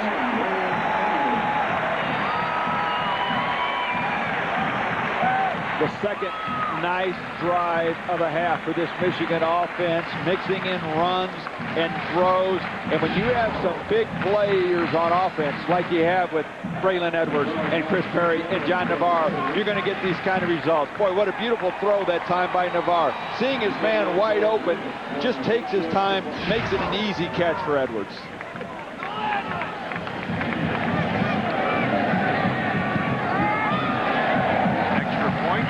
Through the uprights, and it is good. Garrett Rivas, the true freshman out of Tampa, Florida, with that extra point. Braylon Edwards, the 4 receptions, 2 touchdowns. Well, excellent play action in the backfield. Freezes that secondary. You've got man-to-man coverage. They see the play action. Linebackers step up. And just a good route that time by Edwards, getting right by Maxwell on the coverage. And once you get behind, once Edwards gets behind a defender, you're not going to catch him. Excellent protection. And again, just a beautiful throw that time by Navarre. You know, he's got such a strong arm. Sometimes he doesn't get credit enough for the touch he puts on some of those balls. And we've seen the other touchdown pass to Edwards as well as this one, a beautifully thrown touch pass. Navarre now 15 of 27, 202 yards, 2 touchdowns, 1 interception. Braylon had a drop of another pass that might have gone for a touchdown, but that seems like a distant memory when you look at the numbers he's put on the board. Well, he's made up for it a little bit today. Yes, he has. They still, though, need another receiver to step up. I don't think Braylon Edwards is going to be able to carry them the whole season without somebody else stepping up. Justin Harper. Brought down by Nienberg, the kicker. My goodness. SBC College Football Saturday. Get up to speed on the latest stats, chat, scores, and more with SBC Yahoo DSL. Don't forget, coming up following our telecast here in Ann Arbor, SBC Michigan Football Saturday continues from East Lansing. The Spartans play host to Western Michigan. First down out of the 27-yard line. Jeff Perry remains at quarterback. He's going all the way. Short drop and a quick toss. Now the tight end, Torrey Humphrey. They like their tight ends. We saw Joe Staley earlier in this third quarter make a nice reception. And Torrey Humphrey's had a couple of catches here today. Reed and Lesueur on this tackle. Well, this style of offense, your tight end is going to have to be a big target in the passing game. And Humphrey, as you said, we've seen make a couple of catches. But they really feel they have a steal of a recruit in this Joe Staley. He's just a freshman, and they say he's got the best speed of the group. Yep. They'd have no problem putting him out in the slot. Jackson plowing. Still fighting. got the first down up to the 40-yard line. Wayne, I think this is a crucial time in the game for Jeff Perry. You're down 31-7. You've got to start building on just plays, making your reads, going through your checks, doing the things that you need to do. Don't try and force things. He's going to have to be solid throughout the course of this season for the Chippewas to have a successful year. And this is where it starts. He's got to make sure he keeps his head focused in the game, what the big picture is. Perry pump faked it once, threw it late. Knocked away, incomplete. Tell you, if he turned quicker, Jacob Stewart had an interception on the play out near the 50-yard line. Now, we talked to Jeff Perry yesterday and talked about, you're from California. You're not really a Michigan guy. You haven't ever taken a snap before. Are you caught up in the Michigan mystique? You're coming in and playing in the stadium. He said, no, not really. He didn't grow up with it. But you ask him who his favorite player is? Tom Brady. But is it the Tom Brady who quarterbacked Michigan or the one who quarterbacked the New England Patriots? I'll tell you what I mean in a minute. Second down from the 40. Jackson, a little stutter step that gobbled up. Gabe Watson made the tackle. Randy, the point I'm making is this. They're one and the same, obviously. Tom Brady went from Michigan and on to the New England Patriots, led the Patriots to a Super Bowl. But I wonder if Jeff Perry remembers the Michigan Tom Brady or if he is responding to the Tom Brady he sees in the NFL today. Well, if he has the success of either one of those Tom Bradys, he's going to be awfully happy. Third down and about 12.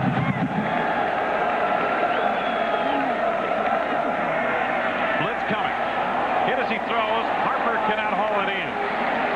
Looked like a catchable ball. And Perry stood in under the pressure, and he took a hit from Carl Diggs that is shaken up as he heads off. Well, it's good for Perry to get a chance to stand in that pocket and take some of those hits. Stands in there, doesn't back down, still delivers a decent pass, and as you can see, shaken up a little bit after that hit. He's shown some good courage. Van Alstein's hit him a couple of times on the blitz. Brian Brandt, the punter. And this one is fielded. And Preston taken down right away. No doubt about that tackle by Torrey Humphrey, the tight end. Well, Michigan has had such success returning kicks on special teams today. That's a wise decision by Central Michigan to try and punt it away from them. Well, you mentioned that Central Michigan really has to kind of forget about the scoreboard and just try to execute its offense and defend. Michigan, at this stage of the game, what are they working on? Well, I think they're going to try and get some backups in because they generally have a very tough non-conference schedule. They don't always get an opportunity to play in blowouts where they can get some playing time for some of their backups. I think they want to be fundamentally strong. They want to be mentally disciplined and focused and work on this running game. Tough run up the middle. Again, Chris Perry. You know, the Michigan offense, we had Bo Schembechler here earlier, was never known a whole lot for quarterbacks, and this was a running back school. But if you look at what's going on today, what's coming out of Michigan today, you're seeing backs. Yeah, but in addition to backs, you're seeing a lot of receivers. Well, you're seeing a lot of NFL quality receivers. Take a look. Their current NFL players, more than twice the number of wide receivers as you have running backs, and you have 3 quarterbacks equal to the number of running backs. And when you only play 1 quarterback at a time and 2 or 3 running backs and a number of wide receivers, tells you a little bit of how that's changed and how much Michigan has become a school of quarterbacks going into the NFL and wide receivers, more so than running backs. Beth Mowens? Well, Wayne, when we talked to Coach Lloyd Carr yesterday, he actually had a checklist for us of what it takes to be a quarterback at Michigan. And he thought Navarre had all of the qualities necessary. You have to be smart. You have to be physically and mentally tough. You've got to be an accurate passer. And then once you're out here on the turf at Michigan Stadium, you have to perform. He also talked about the fact that experience does not come without suffering. And he thought that Navarre had suffered more than any of those other quarterbacks in terms of all the off-field distractions he's had to deal with here at Michigan. Wayne? No question, Beth. There's the pass completed to Avant on the far side. Lloyd Carr mentioned about, and Beth makes a great point, he said, you know, John Navarre won't face anything more difficult to deal with in terms of outside, pressure than what he's dealing with here in his Michigan career as a quarterback who has started 4 years here at Michigan. And I maintain, Randy, the toughest job in Michigan is not quarterback of the Lions or the Spartans. It's quarterback of the Michigan Wolverines. Well, I agree completely. And kind of a follow-up to you, Beth, do you think John Navarre has gotten the respect off the field for what he has done on the field that some of his predecessors have? I don't think that's the case, Randy, and actually Lloyd Carr made the point, you know what? Michigan fans want one thing. They want championships out of their quarterbacks, whether it's the Big Ten variety and certainly the national championship variety. That is the meter for success of quarterbacks here at Michigan, and he thinks until John gets one of those, he probably will not be mentioned in the same breath with some of those guys that have come before him. I can draw some comparisons with the John Navarre as with the Chris Sims down in Texas. Chris Sims, until he beat Oklahoma, which he never didn't get that respect. And I think until John Navarre beats Ohio State, that's always going to be a big question mark. Underwood gets the call for about 3 yards. I think you're right. And again, there's so much focus on the quarterback of the Michigan Wolverines. This is the big program in this state. There's no question about that. And Navarre 2 years ago, Randy, came off a season where it really went in a downward spiral for him. He struggled down the stretch of that season, and he just couldn't quite get anything going. And Lloyd Carr, at that point, asked him after the season, this is 2 years ago, said, do you really want to do this? Do you really want to play quarterback here at Michigan? Because John Navarre is a talented athlete. He could play defensive end in high school. But he said, yes, I do. And then Lloyd said, well, listen, you've got to do these things. And he did all of those things, and last year put together an outstanding season. Pass may have been tipped, I'm not sure, but it was well behind the intended receiver, Anthony Avant, and it looked like Jonathan Nelson got a piece of that. Well, I very much like and respect what John Navarre has done here, and I think he's ready to have just a wonderful season. And you look, coming into today's game, he only needed 28 completions, 538 yards to become the career leader in those categories. We saw that game against Miami of Ohio that John Navarre, his first college game. Michigan 2 of 6 on third downs.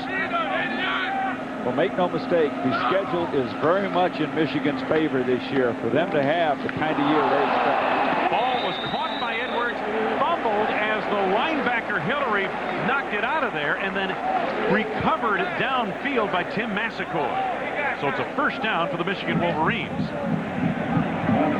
Nice pitch and catch, but again, I'm impressed with the Central Michigan defense not giving up. You don't see a lot of missed tackles. Here you see a nice play coming over here to knock this ball loose by Hillary. And fortunately for the Wolverines, Massacoy is there, but I don't see any quit in the Chippewas here today. Not at all. First and 10. Michigan on the drive again. Underwood. Strung out pretty well by the Chippewa defense. Let's get back to Mike Gleason in the Big Ten studio. Mike? Wayne, Illinois still trailing Missouri. Big fourth down play coming up here, Rod. You can't convert on 4th and short if you've got guys going the wrong direction. The onside guard pulls left, the quarterback and running back go right, they get stuck. And they don't make it. Trail 14-9, Wayne. All right, thank you, Mike. Those uniforms, all orange. I don't know about that. Take a little getting used to. I tell you what, if they lose that game, Coach Turner will be a go long back in the closet before he puts those uniforms on again. Second down and 8 for Michigan.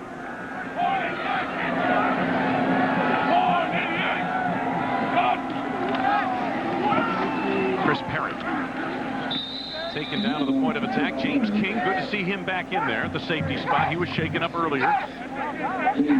We are winding down the third quarter. See Lloyd Carr right there in number 5, David Underwood right next to him. He brought him off after that last play and was just giving him an earful, telling him, you got to get that ball up. Don't run east and west. You get that ball, the hole's there, duck that thing and go north and south. And David Underwood is a player that the Wolverines need to step up this year. Very seldom can you make it through an entire season with just one running back, and he is the guy that's got to be the number 2 guy. Avant, nice pattern, good throw by Navarre. First and goal at the 5-yard line. 12-yard gain of that play. We are at Michigan Stadium, the 77th season of football here in what they call the Big House. along with Beth Bowens and Randy Wright, I'm Wayne Larrabee. Great to have you with us for the first half of our Michigan college football doubleheader as Michigan State and Western Michigan will follow us. Saw total yards there, 515 for Michigan. Very balanced. 270 on the ground, 245 in the air.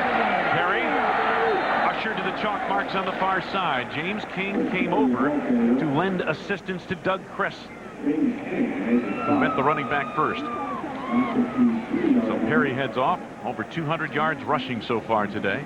Well, already a career high, and he's going to have to be handing out a lot of pats on the back to that offensive line, because a lot of those yards have come because of huge, huge holes.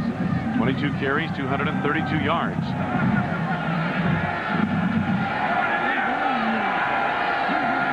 Second down and goal to go. Underwood hit hard by King. I'll tell you what, Randy, I'm as impressed with that safety for Central Michigan as almost any player on the field. He has made some tenacious hits here today. Play after play after play, and he was the lone starter returning from last year. A defensive secondary that was just tortured all year. 106th in pass defense last year. He has stepped up. He's a heck of a hitter. 100 tackles last year. He's a veteran back there, and there has been no quit in him. I agree with you. I have been very impressed with his awareness and his willingness to stick his nose right in the middle of it. Third and goal at the 1. Navarre off the hands of Bell, who tried to disengage from the coverage of Marlon Maxwell, and boy, have they gone at Maxwell a lot today. Well, you know, they have, and boy, that was a nice throw. That's a stop route where you make the defender think you're running a little fade, but the receiver stops, comes right back, and the quarterback throws the ball on the line, and it's a tough catch, but it's designed to be that way, and you got to come down with that ball. Michigan going for it on fourth down at the 1-yard line of Central Michigan. Underwood, the long setback. This is an attitude play. They struggled last year. This is attitude here. Underwood. Touchdown. Looked like kind of a sloppy handoff between quarterback and running back, but nonetheless the line had plowed people away. And Underwood scores from a yard away. Well, as we said, and we have mentioned many times today, Michigan struggled last year inside the red zone, large part because of their lack of ability to run the ball consistently. And Lloyd Carr coming out, field goal doesn't do us a lot of good right now. We want to work on things, and got that ball in the end zone. Garrett Rivas for the point after. And he's got it through the uprights. So the Michigan Wolverines extend their advantage to 31 points, 38-7. Well, you mentioned the sloppy handoff, and it looked as though Navarre actually went a little deep. Offensive linemen cut their splits down. The holes become a little tighter, and Navarre needs to be aware of that and cut his angle down. Underwood made a nice adjustment.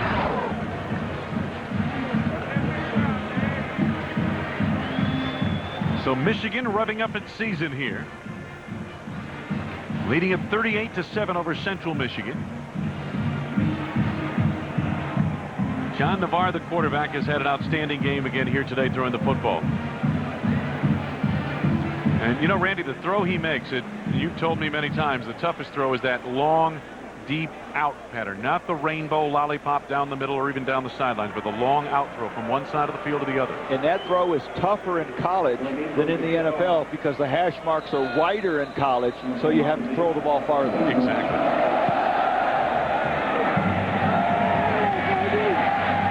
Seymour deep in the end zone, back to retrieve this one. Downs it, and they'll take it out to the 20. Back to Mike Gleason for another update. Mike? Well, Wayne, keep in mind, Nathan Chandler, Iowa's quarterback, 6'7", 250. And he shows some strength right here, but with the guy hanging all over him, he still delivers the ball to Maurice Brown for the touch. Maurice Brown, 7 catches, 78 yards. Illinois gets the ball back. John Butcher to Kelvin Hayden. They're back on top. Yeah, John Butcher's got a cannon for an arm. It should be a high-run draft pick next year. There you see the Connecticut's still on top of Indiana, Wayne. All right, thank you, Mike. Maybe those uniforms aren't so bad after all. They're coming from behind in them. They're looking a lot better. They are. You are such a fair weather announcer. 6'7" quarterback at Iowa. That's going to be fun to see. Well, Navarre's 6'6", so that's becoming average. I guess so. I could never play today. When did you play? I could never play today. Are you 6'2" even? Maybe. All right, fourth quarter is upon us at Michigan Stadium. The Wolverines leading Central Michigan 38-7. And the fourth quarter is coming up, and the big names have come to the fore. Lawhorn scores for Central Michigan, and Chris Perry a couple of times for the Wolverines.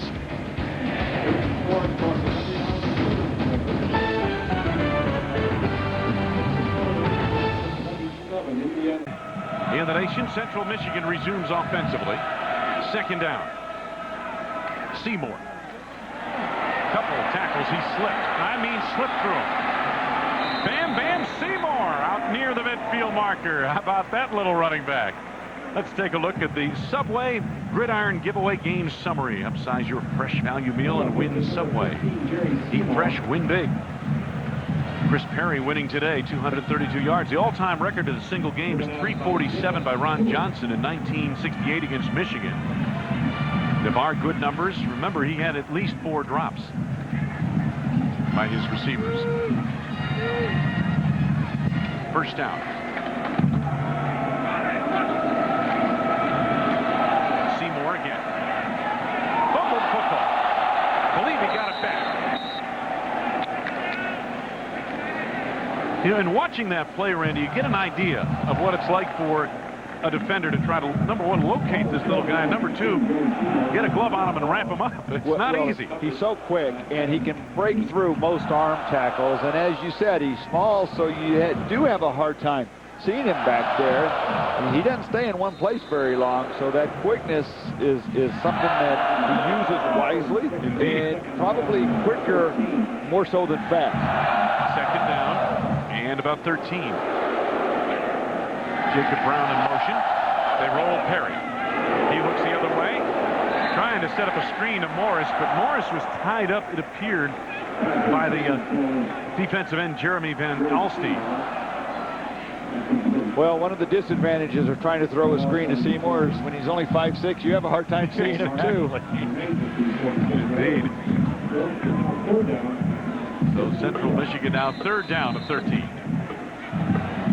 Spread the field with 3 receivers.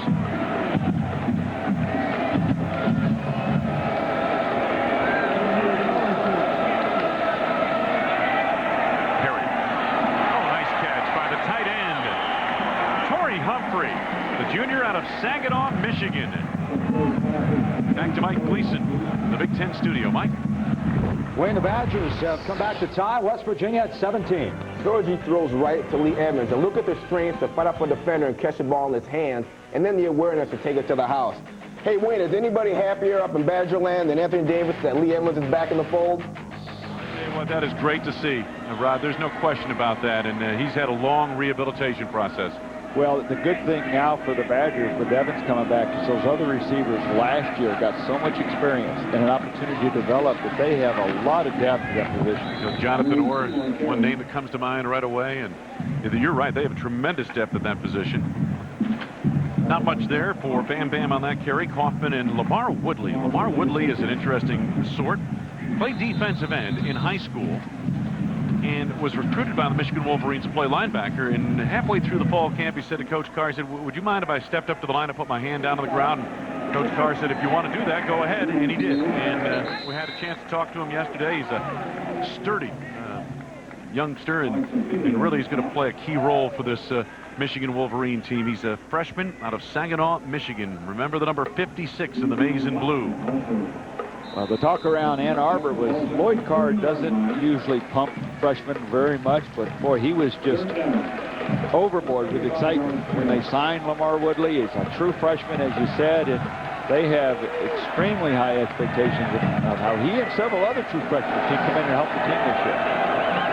Third down for Central Michigan. Comebacker. Boy, the Wolverines had it snuffed out. Justin Harper did not have a chance. Gained a yard. Graham Bowman on the defensive line, among others, had him pretty much dissected, and down he goes. Now it's fourth down, and Mike DeBoard at the Michigan 29-yard line will go for it here. This is a good call. You need to give your offense a chance to stay on the field. The game's out of reach right here. You're trying to get offensive plays. You're trying to get your quarterback some experience, and it's a good test for him. So here we go, 4th down, up 4 yards to go.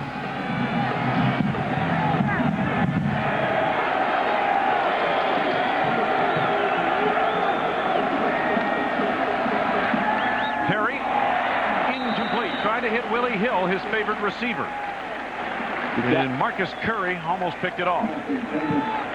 So the Wolverines take over on offense when we come back to Michigan with 11:43 left to go in the football game.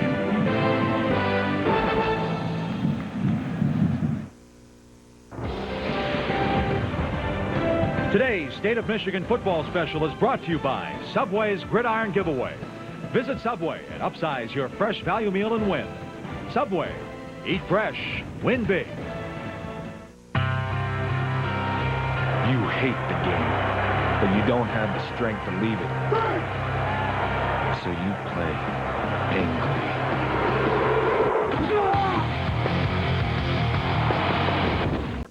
Sophomore out of Concord, California. Underwood to the outside. Again, Michigan's backs, Underwood and Perry. Good size, but also very quick feet. Gain of 6 there. James King, who's made a ton of tackles, made that one. And there's a look at Gutierrez. Moved ahead of Spencer Brenton, who's been bothered by some shoulder soreness in the fall camp. Gutierrez out of De La Salle Catholic High School. Never lost as a starter, Randy. Passed for over 5,000 yards, 64 touchdowns, 9 interceptions. Wow, no wonder he's number 2 right now. Wow, that's a pretty impressive resume to bring to Michigan. Sitting behind Navarre, 5th-year senior. Looks to have a pretty bright future. That's Carl Tabb, redshirt freshman, wide receiver out of Ann Arbor, Michigan. Huron High School. Take a look at some of the scores around the country with Michigan State, Western Michigan following our game here in the state of Michigan. Temple and Penn State will get underway a little bit later on today as well. 9th-ranked Georgia shutting out Clemson on the road. Wayne, we talked a lot about Steve Preston, one of the redshirt freshman wide receivers, more as the punt returner today, but Carl Tabb, along with Preston, 2 of the most highly recruited and very, very high expectations for those guys to step up and complement the receiving corps. But Braylon Edwards, you hear a lot about, but he's caught 67 passes last year, is back. Butler, the next leading receiver returning, only has 21. So that's why Lloyd Carr, though he doesn't have a lot of catches in terms of experience, is very high on his receivers. Absolutely. There are the final numbers on John Navarre in the season opener. The 4th consecutive season opener he has started for Michigan. And won all 4 of them. Yep. As did Rick Leach back in 75 through 78. The only 2 to start 4 of them, and both of them won all 4. Underwood. He's got running room. King is the lone man to beat. King had an angle on him and took him into the bench, and a penalty marker flies late. King just took him and drove him right to the bench, 5 yards out of bounds, 17-yard gain, and they'll tack some more on top of that. Well, maybe a little bit of frustration coming out on James King. He's been involved in so many plays, big hole, maybe just a little frustration running him into the bench. Mike DeBoard can't be happy with the finish of that play.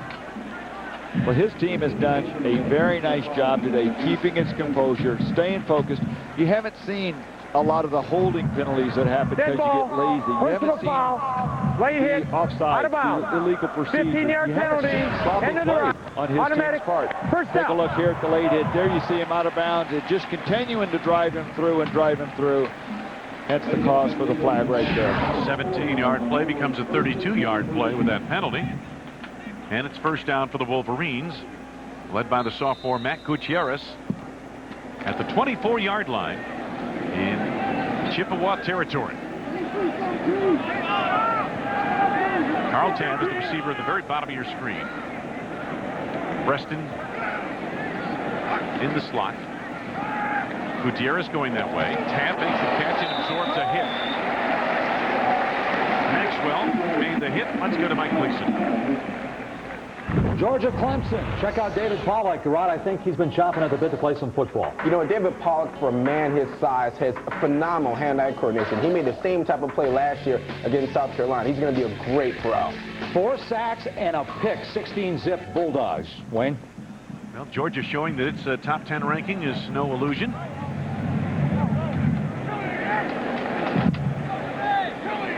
Second down for the Wolverines. That's Preston in motion. Gutierrez rolling out. Nice throw. And catch. Steve Preston. To the end zone. Just short. Oh, I tell you, Randy, Michigan came back, and the point you made a moment ago, 16-yard gain there. Came back with just 2 receivers that had caught more than 20 balls in their careers, basically. But they're so excited about this receiving core because of guys like Carl Tabb and Steve Preston right here. Well, they're doing some veteran things. Earlier, you saw Tabb catch a ball and take a hit, hold on to it. Here you see Preston catching the ball, coming across the middle, not afraid to go up and reach for it, and then fight the ball, fight the defender, try to get that into the end zone. Most young receivers can catch and have speed. It's catching it in traffic, holding on to it. It's been impressive just on this drive early here. Gutierrez caps the drive with a touchdown plunge. Well, when you're 6'4" and 212, why not?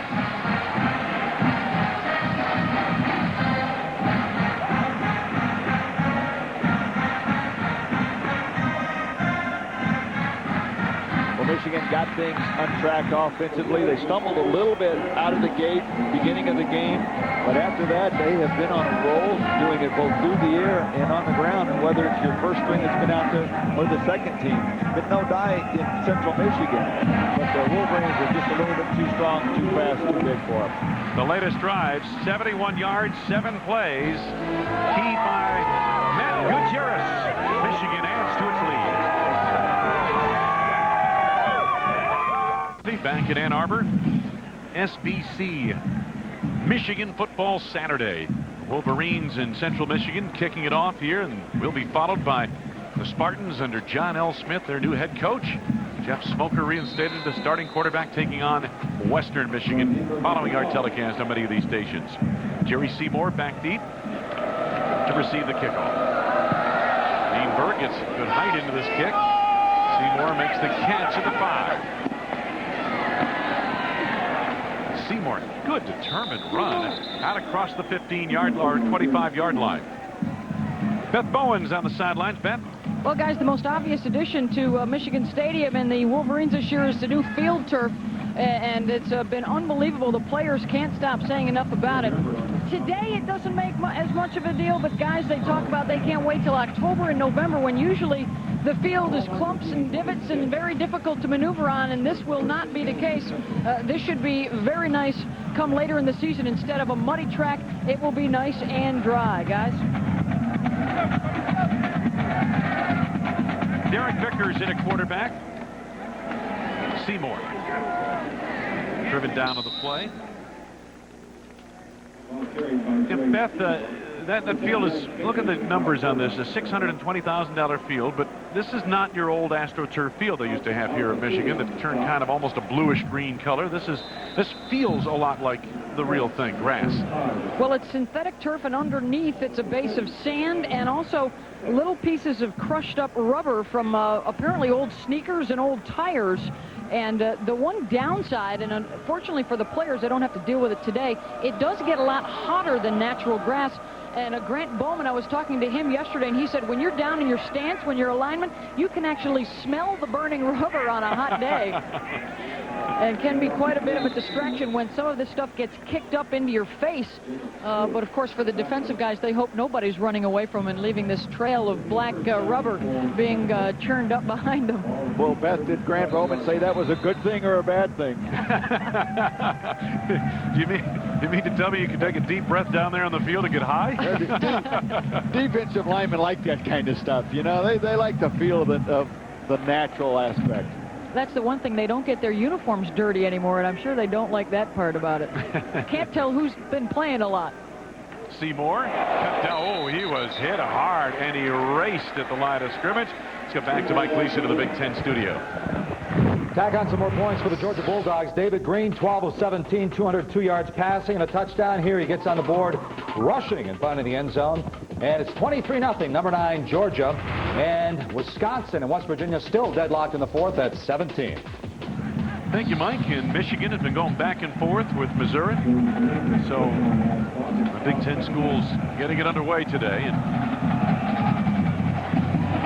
Illinois playing at a neutral site. Of course, Wisconsin returning the favor to West Virginia after hosting the Mountaineers last year, opening the season at West Virginia today. Seymour slips a defender and then gets wrapped up close to the first down across the 45 near the 46-yard line. Curry and Stewart. You talk about Jerry Seymour there. We've called him Bam Bam, and that's kind of a self-given nickname. Yeah. When he came there, people started calling him that, and they said, well, how did you get that nickname? And nobody really knows. So I don't know if he got it earlier in high school, if somebody gave it to him and won't fess up, but all of a sudden that's what it was. Hey, how about this? He's got 64 yards and 14 carries. Not bad for a true freshman. His first game playing at Michigan Stadium. Third down. About a yard and a half to go.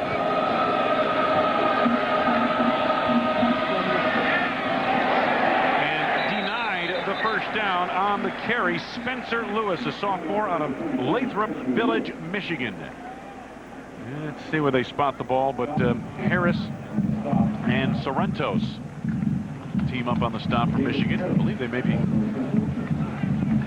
to go for it. They're fourth down, less than a yard away. Or are they? No, they're bringing the punting unit on. So Mike DeBoard sends out the punting unit. Wayne, you take a look at the Central Michigan program. This is Mike DeBoard's fourth year. They've won 2 games this first year, 3 games, and then 4 games. The MAC conference has got much more competitive, but it takes a while to turn programs around like that. You look at Joe Novak in Northern Illinois. They finally got that program very, very high in terms of the MAC conference and where they're at. What do you see? Hold up, guys. Hold up. Well, you know, I see them improving. I see them getting a little bit better. How much that translates to remains to be seen, but they are in a very competitive MAC conference. There's no doubt about that. Presented by SBC. Get up to speed on the latest stats, chat, scores, and more with SBC Yahoo DSL. Start of this Michigan drive here, Rembert. Redshirt freshman out of Milwaukee, Cudahy High School. Went to the same high school as John Navarre. Gets his first carry and picks up about 7 yards or thereabouts across the 40 to the 42-yard line. We've seen Chris Perry, David Underwood, now Pierre Rembert. And they have another, Jerome Jackson, one of those true freshmen we talked about earlier that they were very, very high on. They're going to play 7 true freshmen, they were saying, this year. Gutierrez. Hand off, and here comes the aforementioned Jerome Jackson, just short of the first down. Jackson, a true freshman out of Saginaw, Michigan. You know, when you have the kind of recruiting classes that Lloyd Carr has had in the last couple of years, you're getting top 15, top 20 players in the country. I mean, you can't help but play them early. Well, I think that's one of the reasons why, even though they don't have a lot of experience at certain positions, wide receiver, running back, they have a lot of depth, talent, because they feel very good about these guys stepping up and playing. What they've got is talent at those spots, no question.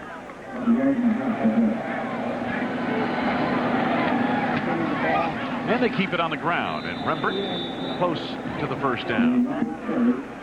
It is a beautiful sun-splashed afternoon at Michigan Stadium. Where else would you want to be for a college football game? Michigan Football Saturday, presented by SBC, along with Beth Mowens and Randy Wright. I'm Wayne Larrabee. Great to have you with us. Be sure to stay tuned. Western Michigan heads to East Lansing to take on the Spartans of Michigan State in their opener at 3:30 Eastern Time. Some of you may be seeing Temple at Penn State. Consult your local listings for the game in your area.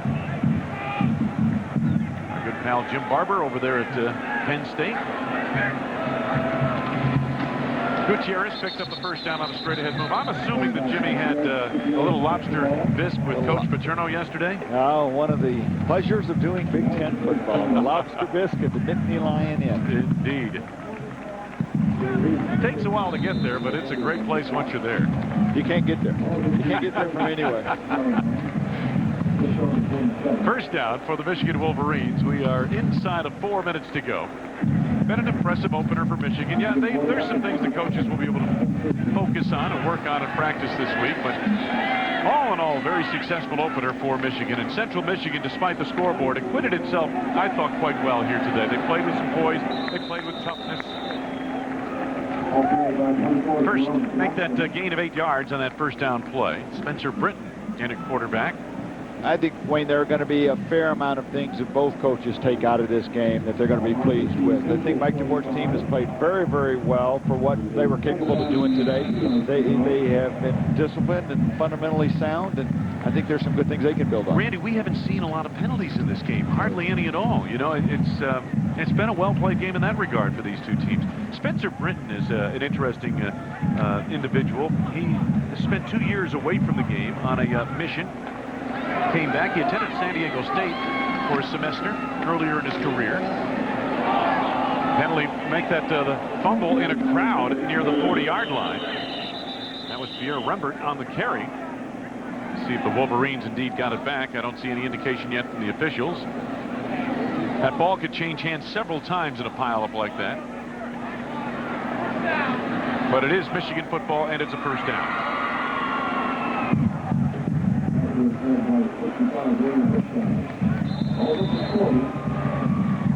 In his first game, Pierre Rembert, the redshirt freshman from Cudahy, Wisconsin. I mentioned Spencer Britton. Went on a 2-year Mormon mission down to South Africa. Came back and decided to attend Michigan. And the handoff to Jackson. Trying to run Tyus to the outside and taken out of bounds by Tyus. Good play by the linebacker. Penalty marker thrown very late in that play. Anthony Tyus Jr. made the stop. You talk about Spencer Britton, and it's just hard at any level to get away from the game for a couple of years and come back into it and be competitive, especially at a school like a Michigan. Absolutely. Where there's so much expected, and the competition is so on the strong. defense, 5-yard penalty, end of the run, repeat, first down. Incidental 5-yard face mask. You're right, and Spencer is a 5th-year senior now and has experienced some shoulder soreness and hasn't practiced a whole lot in the last couple of weeks leading up to this game. We'll see if they let him do much throwing at this stage of the game with 2:15 left to go. 3 receivers set on first down. Rembert hit and taken down hard on the play. Daniel Bazine over there first from his defensive end position. Jimmy Reese is also in there. There is Mike DeBoer. I think they're going to acquit themselves pretty well in the MAC. I really do. I think they've got a nice, solid ball club.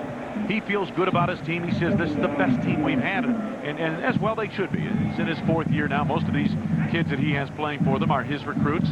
They've built up the offensive and defensive lines. I think Perry looks like a fairly sure quarterback for them. And he will improve drastically. He's very rusty. Didn't start playing quarterback till his senior year in high school. Yep. Played wide receiver as a sophomore and junior. Then he played quarterback for the first time as a senior, and then he hadn't played the last 3 years. I'll tell you who also was really impressive, I thought, for Central Michigan, and that's the running back Terrence Jackson. And he didn't even play football till his junior year in high school. Decided that, you know, hey, listen, my mom's not going to be able to send me to college. I've got to get a scholarship, and the best way to do that would be athletically. He has a gift, and he made it in. And he had such a good year in 2001 as a sophomore. Had the injury last year, plagued him all year, but he's off to a good start this year. Suffered a right foot injury in the fall camp and missed the first 5 games of last year, never got on track. Looked like he was on track today. Jerome Jackson, and they always have a deep stable of running backs at schools like Michigan and Ohio State. And Michigan has some deep talent at that position. 10-yard gain. Jason Smith made the stop. Jackson comes to the sideline. Well, Mike DeBoer has talked about this being his best team because he's finally gotten the size where he thinks he needs to be competitive. They're stronger, they're bigger, they've developed. Some of the younger players he recruited are now juniors and seniors, and they've had a couple of years in the weight room.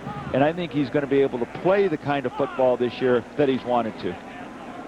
And again, they keep it on the ground, and the freshman, redshirt freshman this time, Rembert, gets the call.